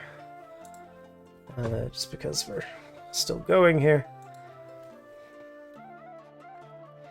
We are coming up on the 2nd hour of the stream, which does kind of mean we might not get the journaling time I wanted to get, which is fine. That was sort of a stretch goal. I'm going to post more about it on the website later, which was shared earlier in the chat. It'll be in the doobly-doo if you're watching the recording. I'm thinking there might be a contest coming for, like, coolest outcome. King of Cups! Oh, you're so annoying! Alright, fine, fair enough. So as we know, Cups is economic challenges, which means there's been a market fluctuation in the global economy or some nonsense. Which, like, that doesn't still happen in today's day and age, right?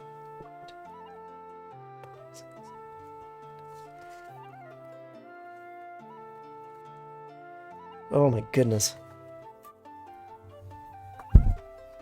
I will say the ability for these challenges to be 14 wide. If you play with the harder rule variant, which actually I might do. Let's do that just because A, it'll be an interesting demonstration, and B, it'll be an interesting potential outcome. I'm going to read variant. So this is a variant of the rules for playing Fate's challenge. Instead of turning all the fate cards face up, turn them over one at a time and resolve only that card before turning over the next. This increases the difficulty of a challenge for situations where your leader's life has gone a little too smoothly.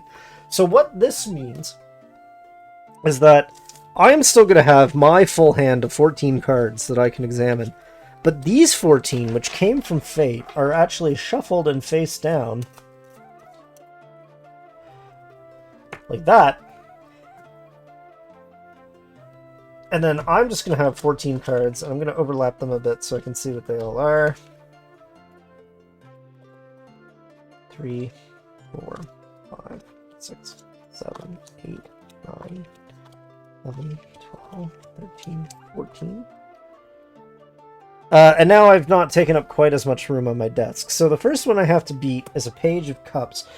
Let's also refresh our memory, because I don't remember what the magic card for Cups challenge is. I'm pretty sure it's Staves.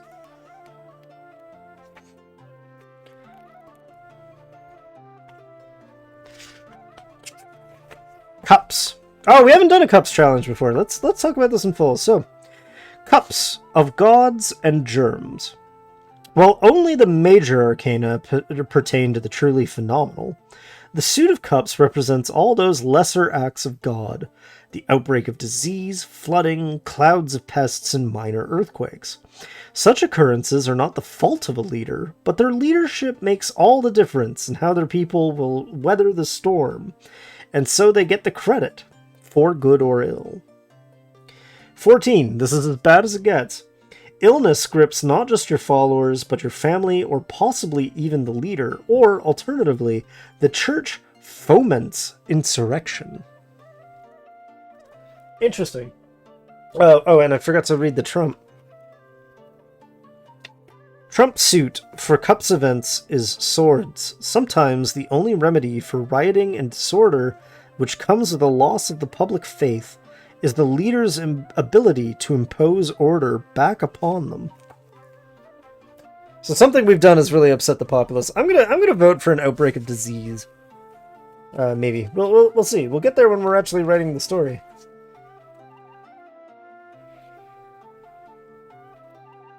So let's put my hand in order.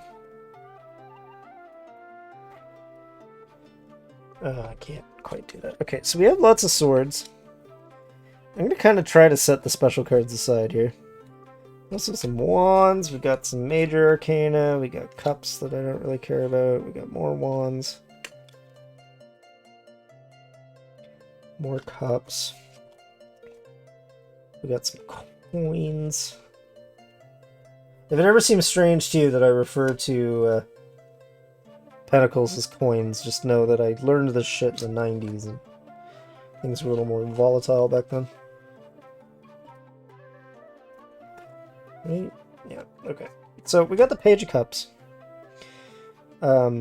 which we can actually beat fairly appropriately with the Queen of Cups. I think that's fair. I'm going to put the pairs I take over here, and I'm going to keep putting the pairs Fate takes up there.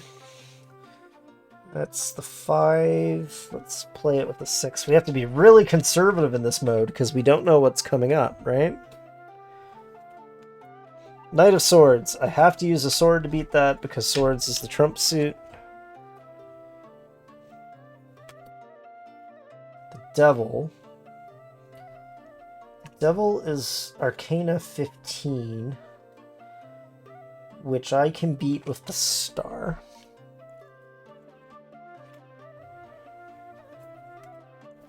Ace of Swords. I can't beat that with anything. So, actually, I can I can beat it with a Major Arcana, but I don't know how many Major Arcana he has. I'll take it. We'll gamble. Oh, maybe not my best Major Arcana, though. Maybe my worst. Lovers.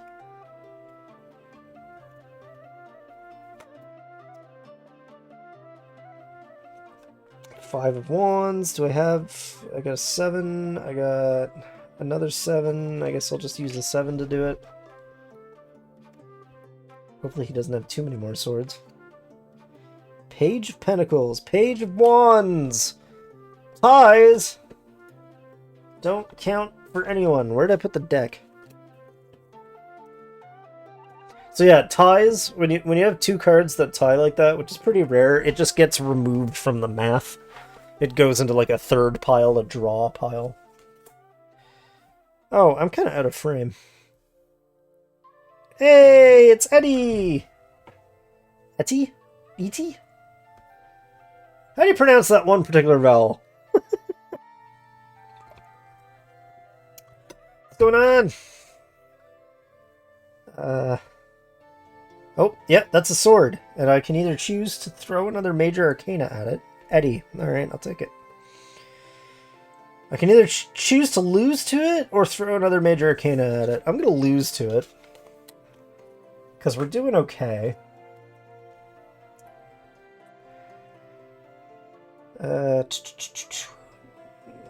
8 I can beat with a 9. Knight of Pentacles. I am hosed. Unless I want to blow an Arcana on it, which I think I'll do. Ooh, swords. Get rid of that guy. Now I'm at a Major Arcana, so I hope he doesn't have any hiding in here. 9. I'm going to lose no matter what I do.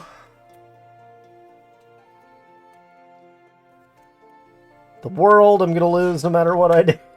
He did have another Arcana hiding in there. And the King of Wands, I'm going to lose no matter what I do. So let's count these out. We'll start with Fate. Fate has taken 4 tricks. I have taken significantly more than 4 tricks, but I'm not sure how many more. 1, 2, 3, 4, 5, 6, 7, 8, 9. 9 minus, what did I say? 1, 2, 3, 4. 9 minus 4 is 5. What did we get?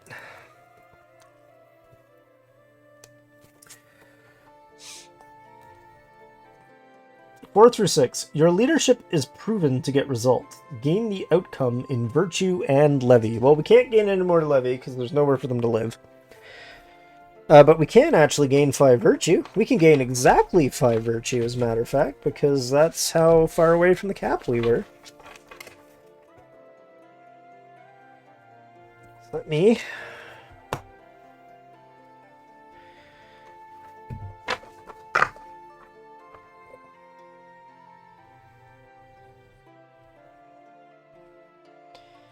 $15, 10, 2, 10. Oh, nope, 15. There we go. 1 and 0.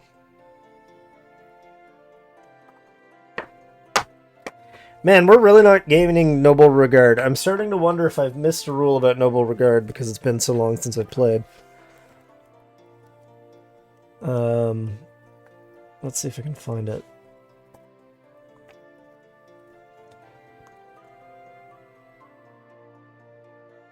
Your scores for given resources may also be higher than their maximum at the end of the challenge phase. Oh, shoot! Yeah, I've been doing this wrong this whole time, and I'm just gonna accept it. I'm just gonna leave it as it is. Because why not? So I missed some rules when I was talking about how to resolve Fate's Hand challenges, just because it's been so long since I played, and I didn't bother doing any reading before I decided to take a vomit pass at a tutorial. Regardless of any outcomes from your event, if you took more tricks than you lost, so basically if the outcome is positive, you always gain 1 point of Noble Regard or Treasure, your choice, up to your current maximum for each. I'm going to take that point of treasure.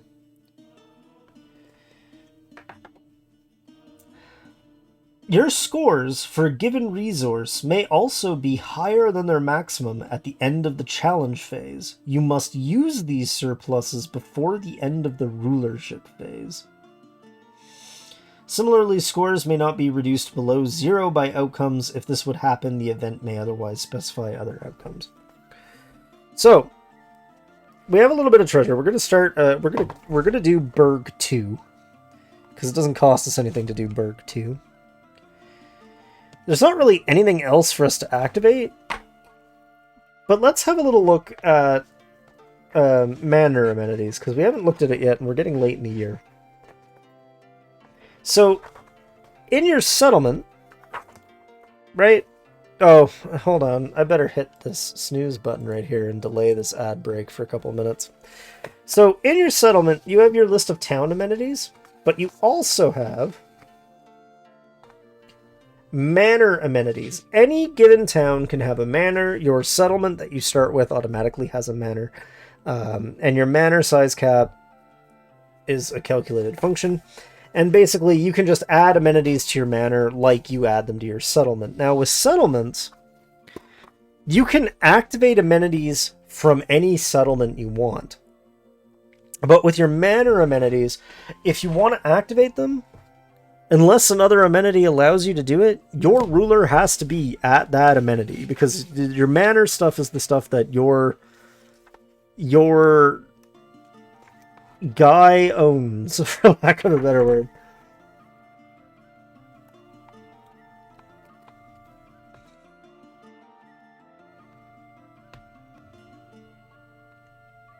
So one thing I'm going to build, just because it's going to let us settle another mechanic once it's finished. Oh, I can't afford it. We can't afford it.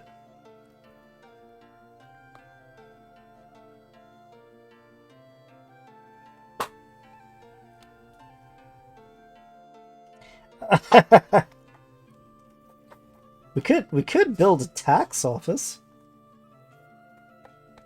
I just figured out whose playthrough this is.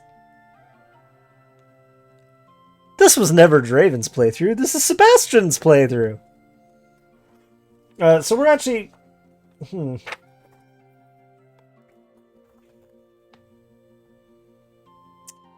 Treasury...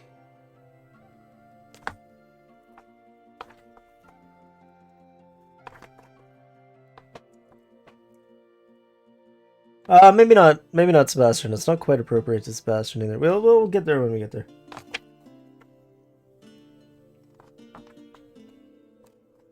We're having such a hard time generating resources that I think that's part of the problem. I need a way to convert... I think we need the bakery, but do I have enough bounty to start construction on it? Oh, I do. Our bounty's maxed out. Okay, great. So we're gonna start building... we're gonna start the bakery.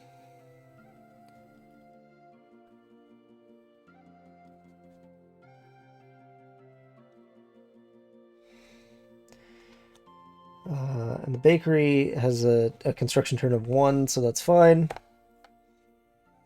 We're not going to activate the farm because we already have maximum grain.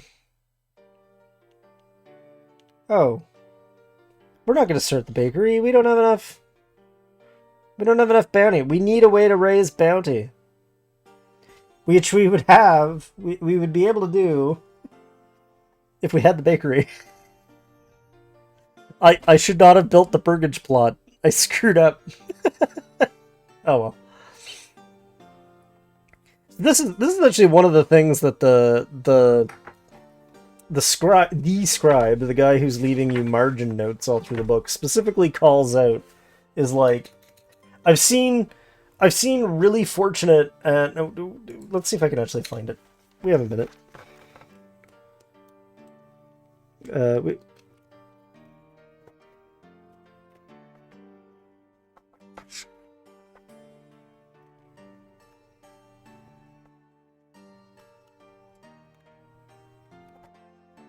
In principle, one could have many spouses. In many ways, a clever ruler is a bit like an architect. I have seen mighty houses laid low by foolish additions to their personal castles, and shrewd, low-born mayors achieve noble apotheosis through careful management of the lands left in their charge. Be thoughtful and be bold. Idle wealth achieves no ends. I specifically called myself out in character for doing shit like this. We'll get there when we get there. Alright, this ad is going to run. I'm not going to blow a snooze on it. This ad is going to run, and I'm just going to play another hand. If it's something really interesting, I'll wait for the ad to end before.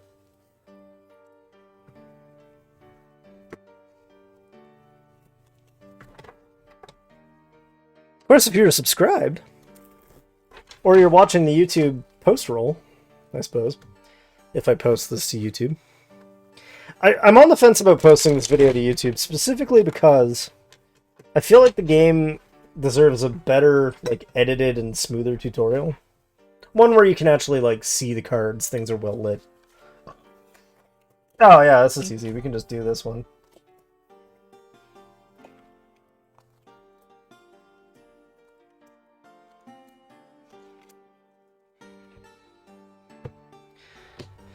Just gonna really quickly familiarize myself again with Pentacle's challenges. I should have made a cheat sheet somewhere that just shows what the trumps are. Staves! Shit. Oh well.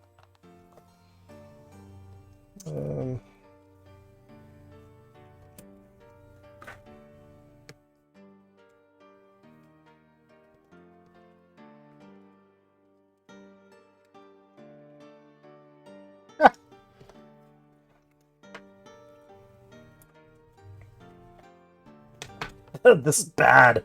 This is bad! Oops, actually no, that's mine, thank you. I have to wait for the ad, but that outcome was bad. Let me read, make sure I'm right. Outcome of -2. Oh, it's not that bad.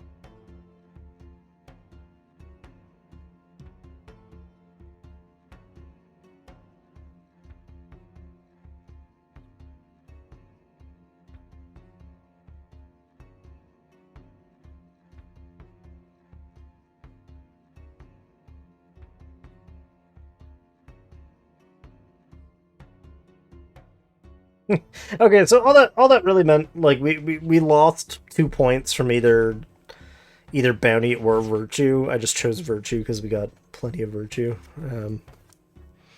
Let's play another hand. We're getting down to it. There are only 3 hands left before we reach the end of the year part. Which is going to be really straightforward because we don't have enough anything to do anything. Welcome back, gang! That hand was so straightforward, I'm not even going to explain what happened. We lost a little bit. Not a lot, but we lost a little bit. We lost, 2 points of virtue. Which isn't the end of the world, because we were maxed out on virtue anyway, so... Yeah, this is a weird little town, this little town we've cracked together. Oh, the lovers! That's interesting. I think I'm already married, though. So let's see. I'm pretty sure I was already married. Yeah, I'm already married to Archibald. So let's see. I'll at least read the event. So, the lovers is a major arcana card. This represents the ability to marry directly above one's station, or in an unusually well-matched way. Done right, this can be a shortcut to personal and dynastic advancement. Done poorly, it causes more problems than it solves. At your option, if you are already married and draw this card, you may choose to draw again. Monogamy isn't for everyone, but neither are the alternatives. So we'll just do any one other card. The King of Cups. Oh my goodness. Did we do this one already? We did. We just did this one. I'm doing another one.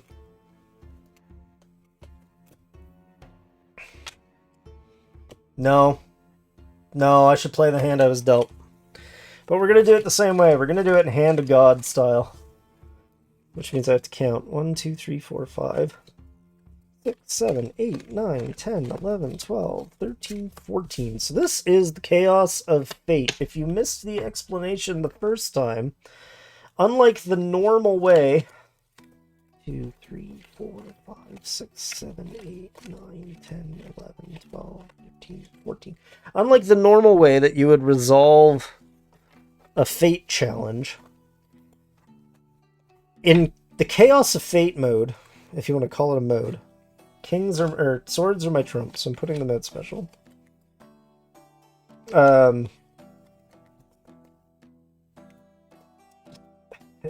In Chaos of Fate mode, you only ever get to see one of the Fate cards at a time. Which is a way to make the card challenge a bit harder. And I've decided, if only because it takes up less room on my desk, that's how I'm going to resolve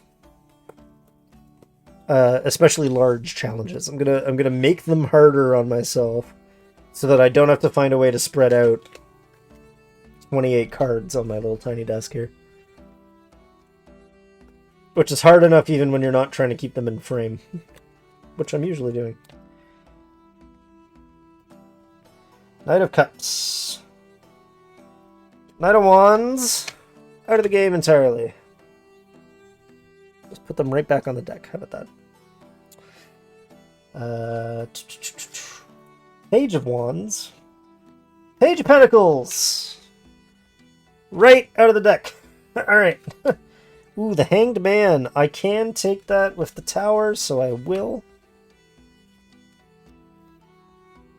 Seven of Swords. Swords is the trump class, so I'm gonna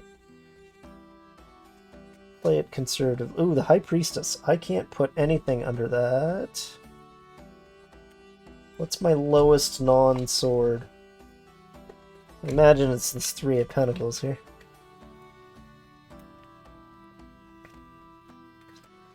King of Swords. Oh no! What's my next lowest available card? I guess this Four of Staves. Temperate. Oh my goodness. We might be taking a bath here, fellas. What's the modern thing to say? We might be cooked, chat. Oh my goodness.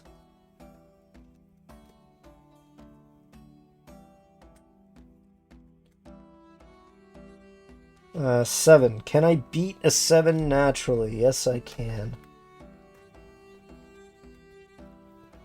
3. Can I beat a 3 naturally? You better believe it.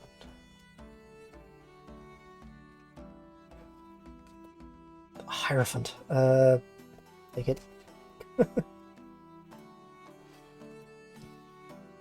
Knight of Pentacles, I say to you, 2 of Swords. That's what I say to you. Devil. Ah. Oof. Gross. I think we lost this one. The Empress. Oh no. Yeah, we lost this one, chat. Oh, why did I do that? That's gonna make this harder. 2, 4, 8. Nope. 2, 4, 6, 7. She's not looking great. 1, 2, 3, 4, 5. -2! Oh, yikes. Is that what happened last time? What sucks about these ones where we lose a little bit is we lose a little bit. We genuinely... effectively take damage when that happens. So let me just double check here. We're the King of Cups. So, just to be clear, we had another outbreak of illness or another church revolt. And we lose -2 from our choice of either virtue or levy. I'm going to take it out of virtue just because it's the highest of the two.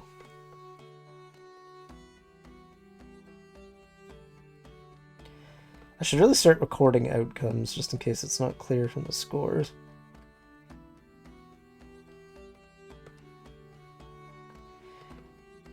Okay, we're continuing construction on our burg.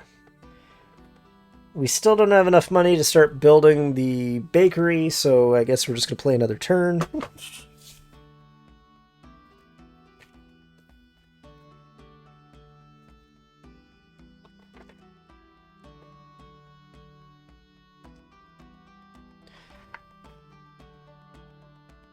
Man, I was really hoping that by now we'd get to show off like the court mechanic, which is kind of interesting.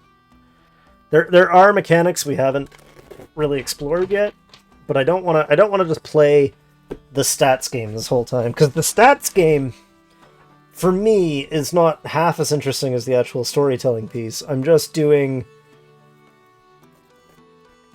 a full year for the sake of it, I guess. I don't know. All right, what you got for me? The Empress.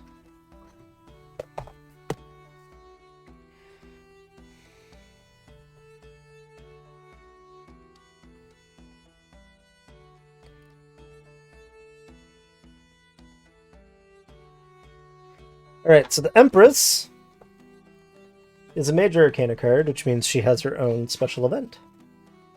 Yay.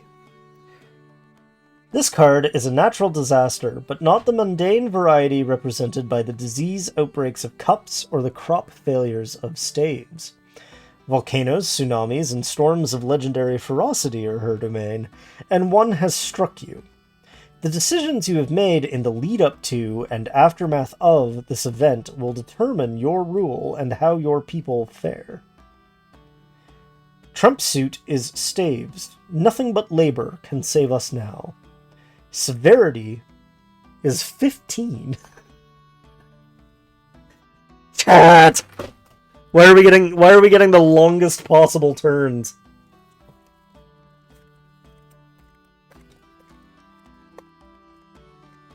And 11, 12, 13, 14, 15. Okay, so again, we're doing the slightly harder rules for any larger challenges just so that it fits on my desk.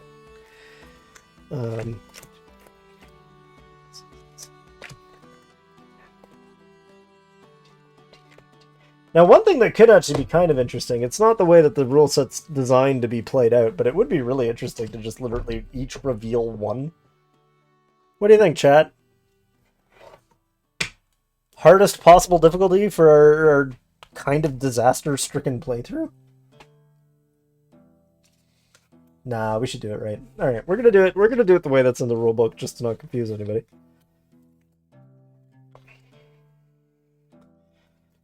So I again need... I can actually kind of include all of these in one. Anything that's not a stave, I can include in one pile.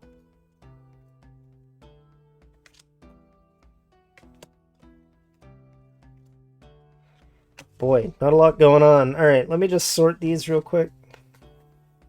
Won't usually take me that long. I'm pretty good about this.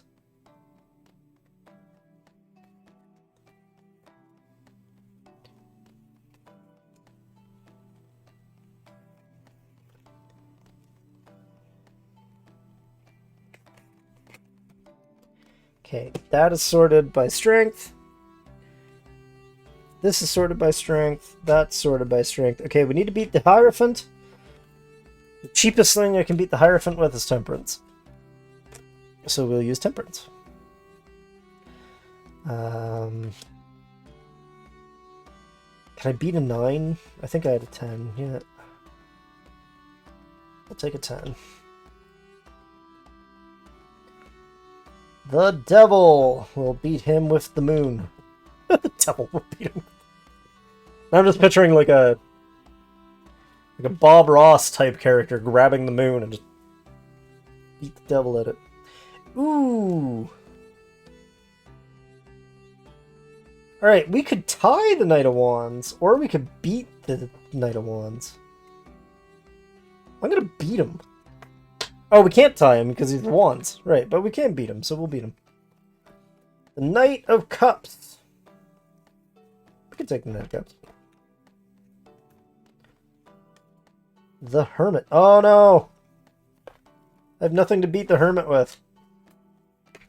That's okay.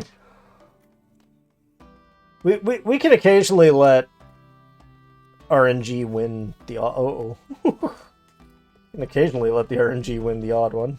The odd one, I said.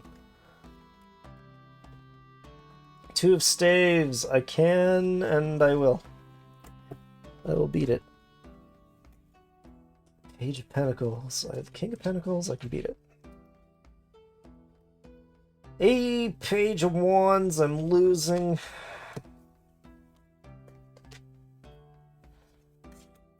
Ace of Pentacles. Literally anything can beat that. Chariot. Nothing can beat that. The World. Literally nothing can beat that. The World is the highest ranking Major Arcana card. Can't beat it, so I won't try. Can't. Oh, nope! Oh no, Staves is the trump card. Yeah, okay. Alright. For maximum dramatic effect, I'm going to count his, then count mine. 1, 2, 3, 4, 5, 6.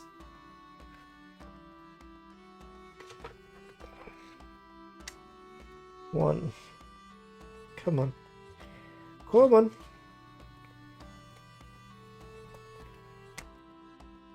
2. 3. 4. 5. 6. 7. 8. 9. Right? 1, 2, 3, 4, 5, 6, 7, 8, 9. So the outcome is 3. Let's see what the Empress does if you have an outcome of 3. First of all, I'm going to get some either treasure or noble regard. I'm going to take the treasure because remember I wanted more treasure. So firstly, we won. Secondly, I'm going to take the treasure. The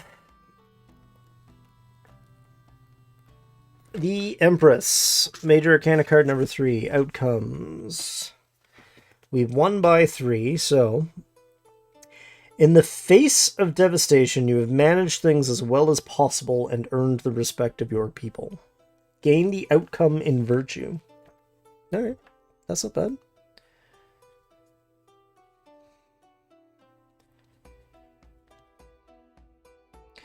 So let's see if we can actually do anything with these stats. First of all, let's clear the board.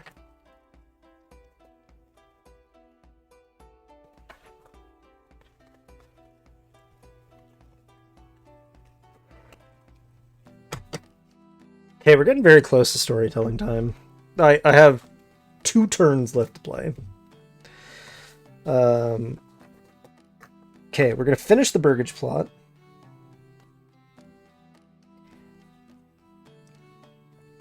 Which, I have to check the rules, but that's going to raise our maximum levy.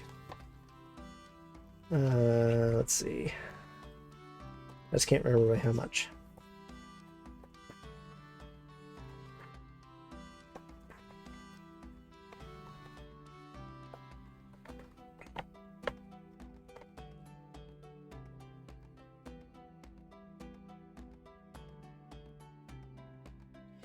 That has a size of 1, so we're actually starting to eat into the maximum size of this village. Raise the levy cap by 10.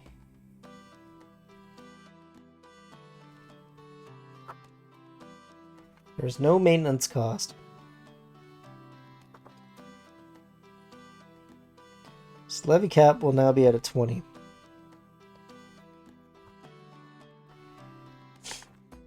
But we've got some treasure, and I think I want to start construction on our first manor amenity, just to say we did, just to say that there's different stuff that you can build in your castle than you can build in town.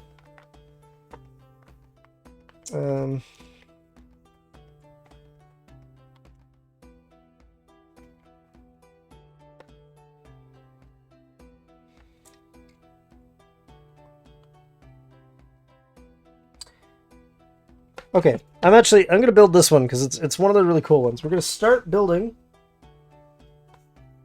We're going to start building an observatory.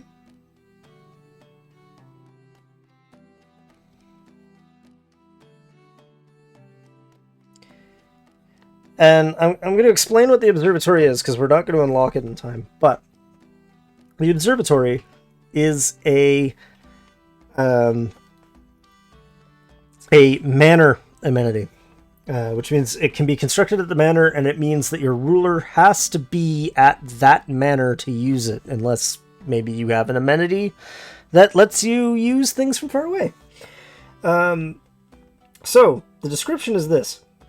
Your court size is reduced by 1 for every observatory you control, to represent a court astrologer who serves as the head of the observatory. Allocate 1 levy to activate the observatory. On your following turn, draw 2 challenge cards instead of 1, and resolve the one you prefer to. This ability may only be used once per year per observatory which you control. Right? That's different. But that did eat up all our treasure. Other than that, I don't have anything really to activate, so we're just going to propagate the numbers down and move right on to the next turn. And I'm going to double check that the video is not almost over as far as the music goes. No, we got lots of time still. Okay, cool. Alright, hopefully these are 2 fairly quick ones so we can still do year end. I have a weird feeling we're not going to get into the journaling part today, but we will at least start the storytelling aspect of this, and then I don't know, maybe I'll do a video, maybe I'll do a blog post, we'll do something. We'll do something with the storytelling part when we start working on the actual journal. Because I really don't think I'm getting there tonight, but we'll see. Alright. That should be shuffled enough. Oh, the Wheel of Fortune! This one's kind of neat.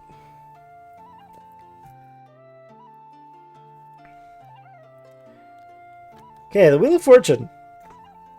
The great wheel of mortal suffering never stops spinning. Though it carries us to dizzying highs, this same cycle drags us under to be ground into spiritual grist. Such a fateful occurrence is taking hold of your entire domain. The precise nature of the disaster is up to you, but ideally should focus on the personal or family life of the leader.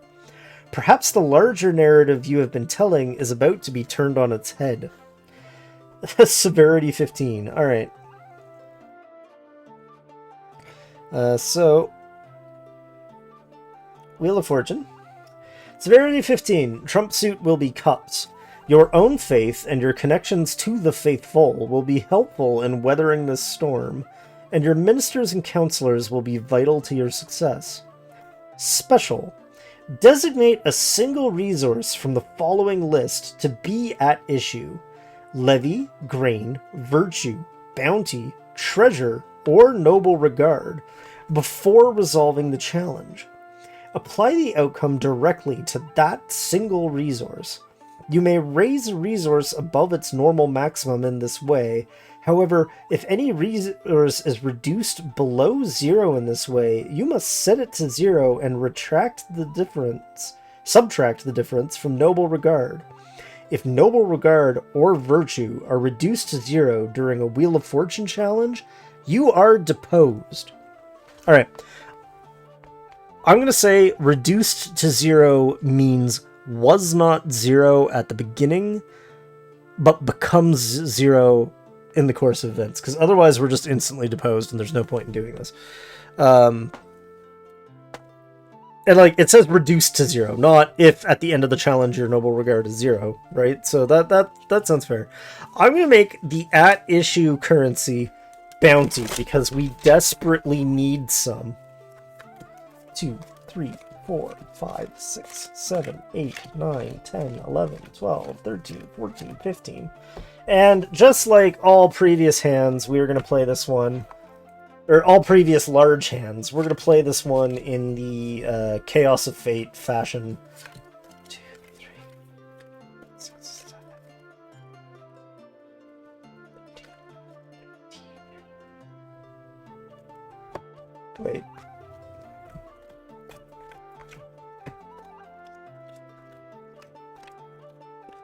Okay, couldn't count.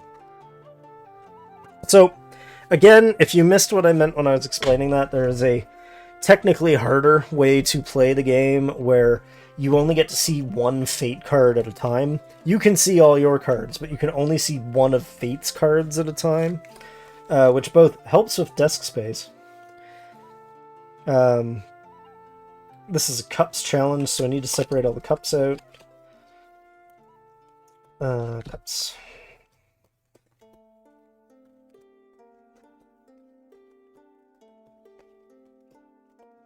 Not a great hand. Not really a great hand, but I guess we're gonna see.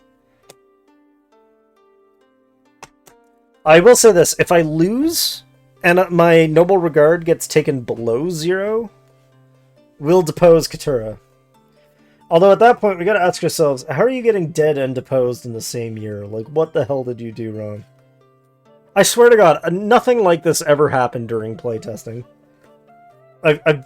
This is making me really happy, because up until now, I was genuinely concerned that, like, I had made the game too easy and that it would not be compelling to play once you realized it was too easy.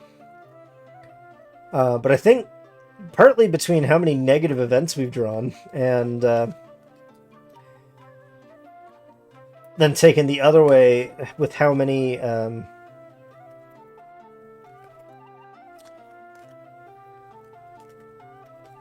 how many like really negative events we've drawn, and then how doing this style of gameplay for the larger hands, this is compellingly difficult, at least for me. The Fool, the Fool is literally the only card the Magician can beat, so I'm going to take it. Well, it's the only Arcana card. Oh, the Chariot. Oof. You can have my smallest adult child. How about that? Ace of Swords. Actually, literally anything can beat that, so I'll take it. Queen of Wands. Throw the Ace Cups at it, why not? Page of Pentacles. I can take it with the Queen. Knight of Pentacles. I can't take it naturally, but I can take it with a trump. The Moon! Ah, shit. Have my large little child.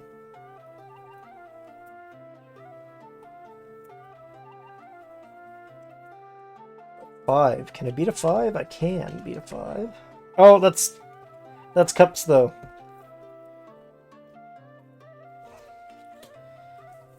Shit. Maybe that didn't work out in my favor. 7. Can I beat a 7? I can beat a 7. Oh, shoot. Uh-oh. Uh-oh. Oh, no. Oh, no. Come on, come on.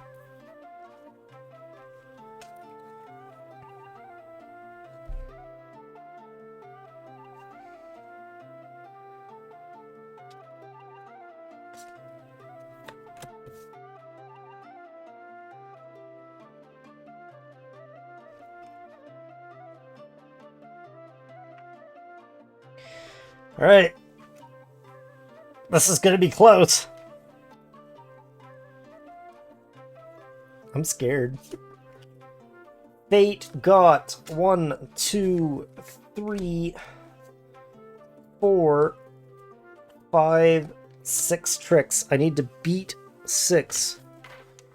Or ideally, I at least need to be more than 5. 1, 2, 3, 4, 5, 6, 7, 8, 9. 1, 2, 3, 4, 5, 6. 6. 9 minus 6 is 3. We win. We just simply gain 3 bounty. And of course, by the rule that we forgot to play by before, we're also going to gain a pip of treasure. We gain 3 bounty, which brings us up to 5. We're still at 14 virtue. We still only have none noble regard. I'm going to get the book back out. So we're going to continue constructing the observatory, which is going to cost us, I think, that point of treasure that we just got.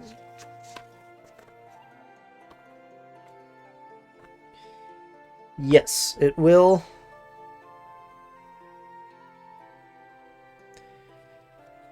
That's going to cost us 1 treasure, but that's fine. I want to build that bakery now. Can I afford to build the bakery? Please, God, tell me I can afford to build the bakery. 3 bounty. I can start the bakery, and I'll be able to finish it. So start bakery.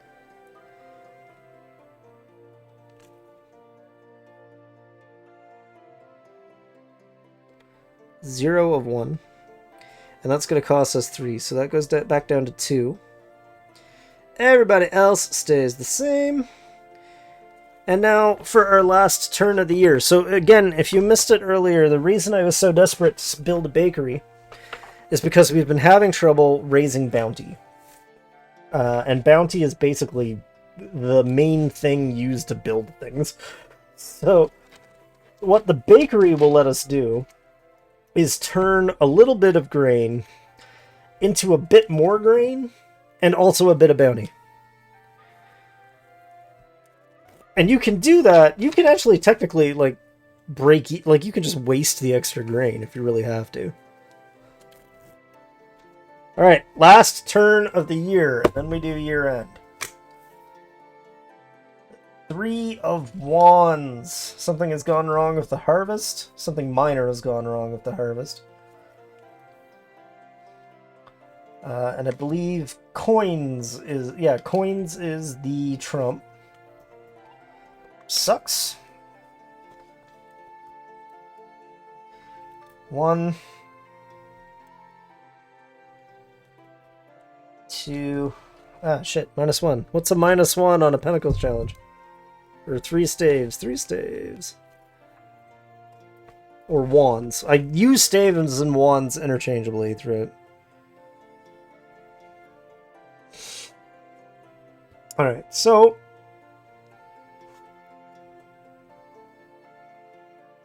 We did -1. Nature dealt you a poor hand, but you managed it as best as hope. Lose the outcome from your choice of levy or grain. We can afford to lose the 1 grain, so I will.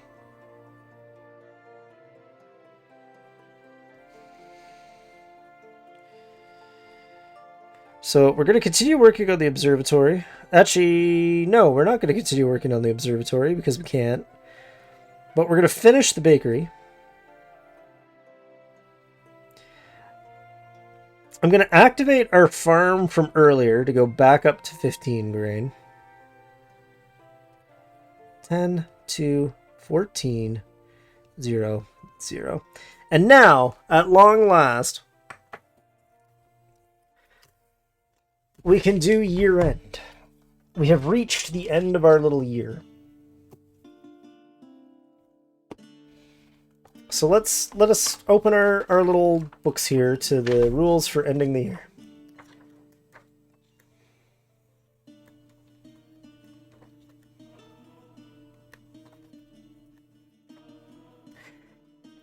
Ending the year.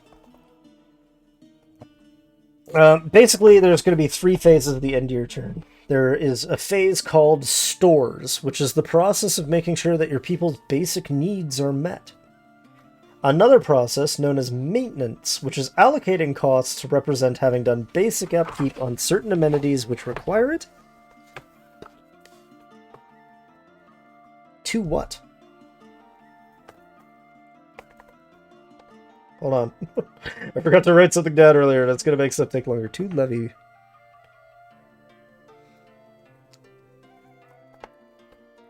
Alright. And then the festival, which is an annual celebration coordinated by your ruler and their court in order to acknowledge the hard work of their people and shore up the sense of community. Once you have done this, the new year begins and the cycle continues ad nauseum. The wheel never stops turning, after all.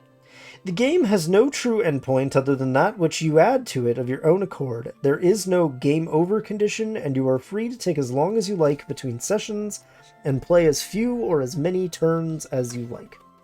So let's start with stores. Stores is really easy, kind of. We're going to grab a piece of paper. Any piece of paper would do. If I still had any index cards left, I'd use an index card. Those are perfect. We need to take 3 times the number of cards in our court. We don't have a court. And then add it to the amount of levy we control, which creates a new stat called need. We don't have a court, but we do have 10 levy. Pay grain to reduce your need, 1 point each. If you have grain remaining and need reaches 0, gain the remaining grain in virtue. Your people credit their survival to your careful rulership. If your grain reaches 0 and there is remaining need, you may do one of the following. Pay 1 treasure for every 1 need and gain virtue, or pay bounty point per point but gain no virtue, basically. And then if you really screw it up toward the end, people will lose. You might even get deposed if you screw it up. We're not going to have to deal with that, though, because we have... we can pay 10 grain, and then 1 more to... Oh, you can't really see. So we have 15 grain. We need to pay 10 for the amount of levy we have, and then we could pay 1 more to top up our virtue. So I'm going to go down to 4 levy and up to 15... Or sorry, 4 grain and up to 15 virtue.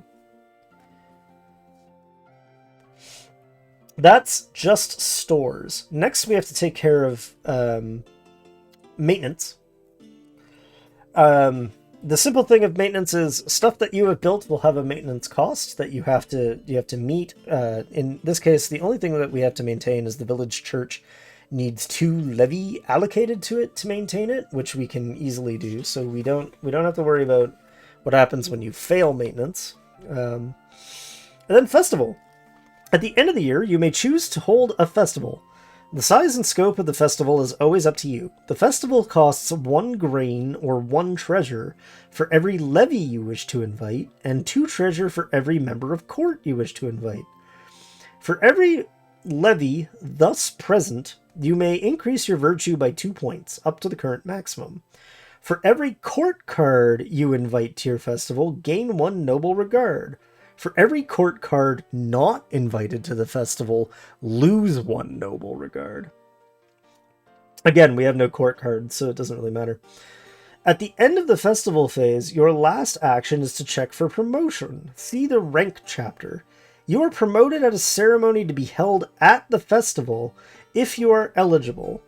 Once the festival ends, everyone goes off to their homes to sleep off their merrymaking, and the new year begins in earnest the following day. We can't be promoted because we only have 0. We have 0 noble regard, and part of that problem is that I did not correctly assign us noble regard. So actually, let's try. We know that the noble regard was reset after Katura. If I can figure out whether we won or lost a particular challenge... I started keeping track right about here, didn't I? No, I didn't. Okay. So if I can tell if we won the challenge, I'm going to give a point... I'm going to give Katura a point in noble regard. Or whoever's still left in charge. 1, 2... 3, let's see. Nothing. Oh, treasure went up. But that would have been outcome. So the real score... I'm going to get my red pen out for clarity.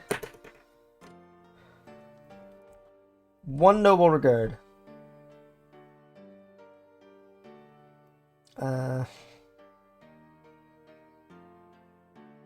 Minsta. Okay, well, I don't... We definitely won this one, so that's 2 noble regard. 2 of swords. Nothing went up. So it's still just 2 noble regard. We won this one, so it's going to be 3 noble regard now.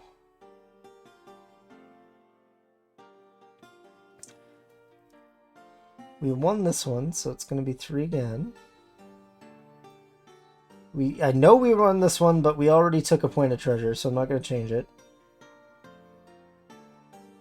Yeah, and everything after there, we did it right. So, I gotta scribble this out and write 3, because she actually had 3 noble regard. That's still not enough to be promoted. She doesn't have any court cards to invite, so that's not enough to be promoted. But, just for the sake of it, let's throw as big an event as we can. We don't have a ton of food, and we don't have any treasure, but we can invite a little less than half the town to the festival. So we're gonna have a big old festival, and we're gonna actually we can bring exactly at the town. This is gonna deplete us to 0 grain, but we invited everyone we can and had a great big festival. And I think that's appropriate. I think after the year they had, they did the best with the resources they had available in terms of throwing. Like, think about it. These are people in the run of this year. They've set out to become their own settlement for one reason or another. They were reasonably well supplied in the beginning. They didn't have a ton of faith in their new leader, but they set out. The very first thing they did was they challenged. So let's run through the events again. They challenged the devil, and the devil is, again,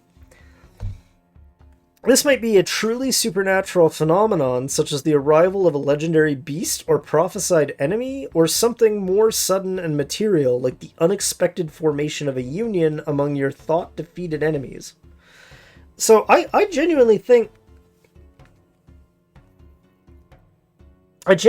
they got out there. They fought off like some grand enemy, like basically reached out into maybe even like reached out into enemy territory and carved out a little chunk of the world for themselves.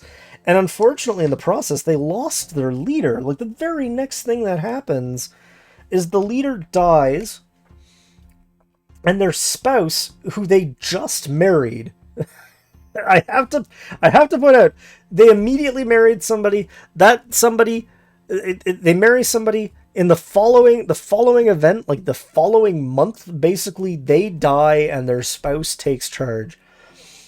And then it's been a grab bag of events ever since. But they've got, they've made some headway. They've built their little church.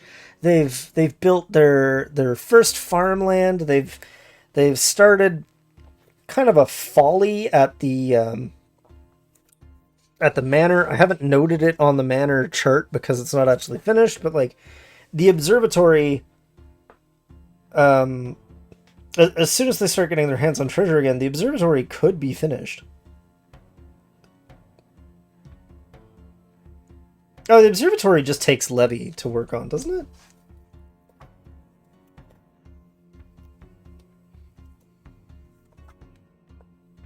No, it does take treasure every turn. So they've started building an observatory that they haven't been able to finish because they're literally just... The patron is not wealthy enough. The village is barely wealthy enough. They've only just constructed a bakery that will help them solve that problem. I think there's cause for celebration, but I think that celebration has to be limited in scope. Now, notes on storytelling. You can be as elaborate about this or as simple about it as you want. One person who participated in the playtesting literally just kept a character journal from the perspective of the ruler. My plan is to do something kind of like the Book of Kells. Little, like, almost a bullet form of history throughout the year. More elaborate than this, obviously, but maybe just like a page or a spread per year of gameplay, maybe a little more. And then memorial pages for the characters, like we'll start with some heraldry for the person, and maybe somebody will put in like the actual charter of the town. I've never ever reached year end and only had so little noble regard, and admittedly part of that is I did cheat us out of our appropriate... Oh, noble regard, I guess it did go up there. It got reset with Katura.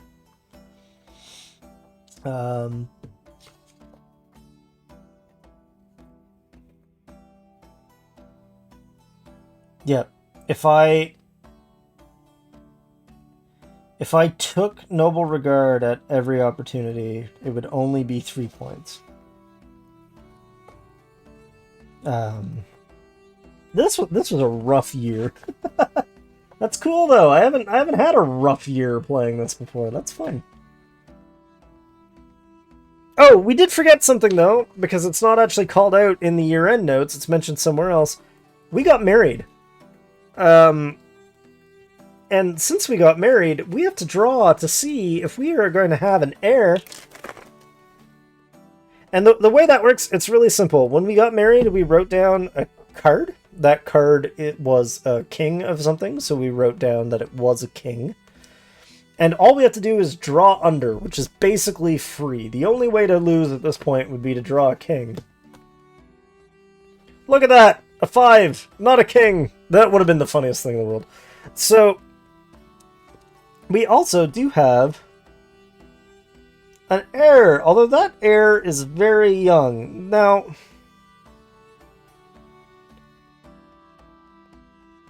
the thing with a very young heir, the rules don't care about that.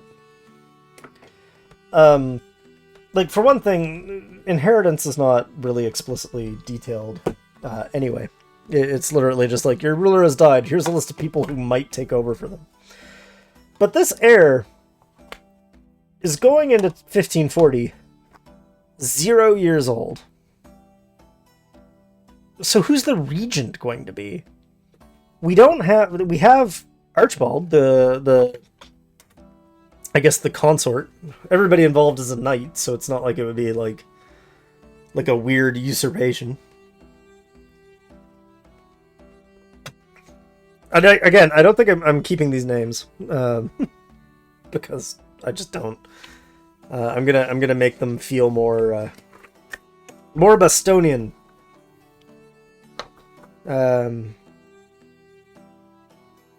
shoot. So we are basically, we're like 10 minutes away from the end of my normal runtime, which won't even be enough to do like the first page of the journal. So what I'm going to do, I don't know, maybe we'll do it. Maybe we'll do another Game for Scribes stream next Thursday, although I really should get back to doing the writing streams on Thursday because that's what they're for. Maybe we'll do one on Saturday because Saturday is gaming streams and this is, if nothing else, a game. But I think for now we're gonna focus on trying to find a target for a little raid. I like a raid. I believe you guys like raids as well. Of course, I say that everybody's going to drop now because I've suggested finding a raid. But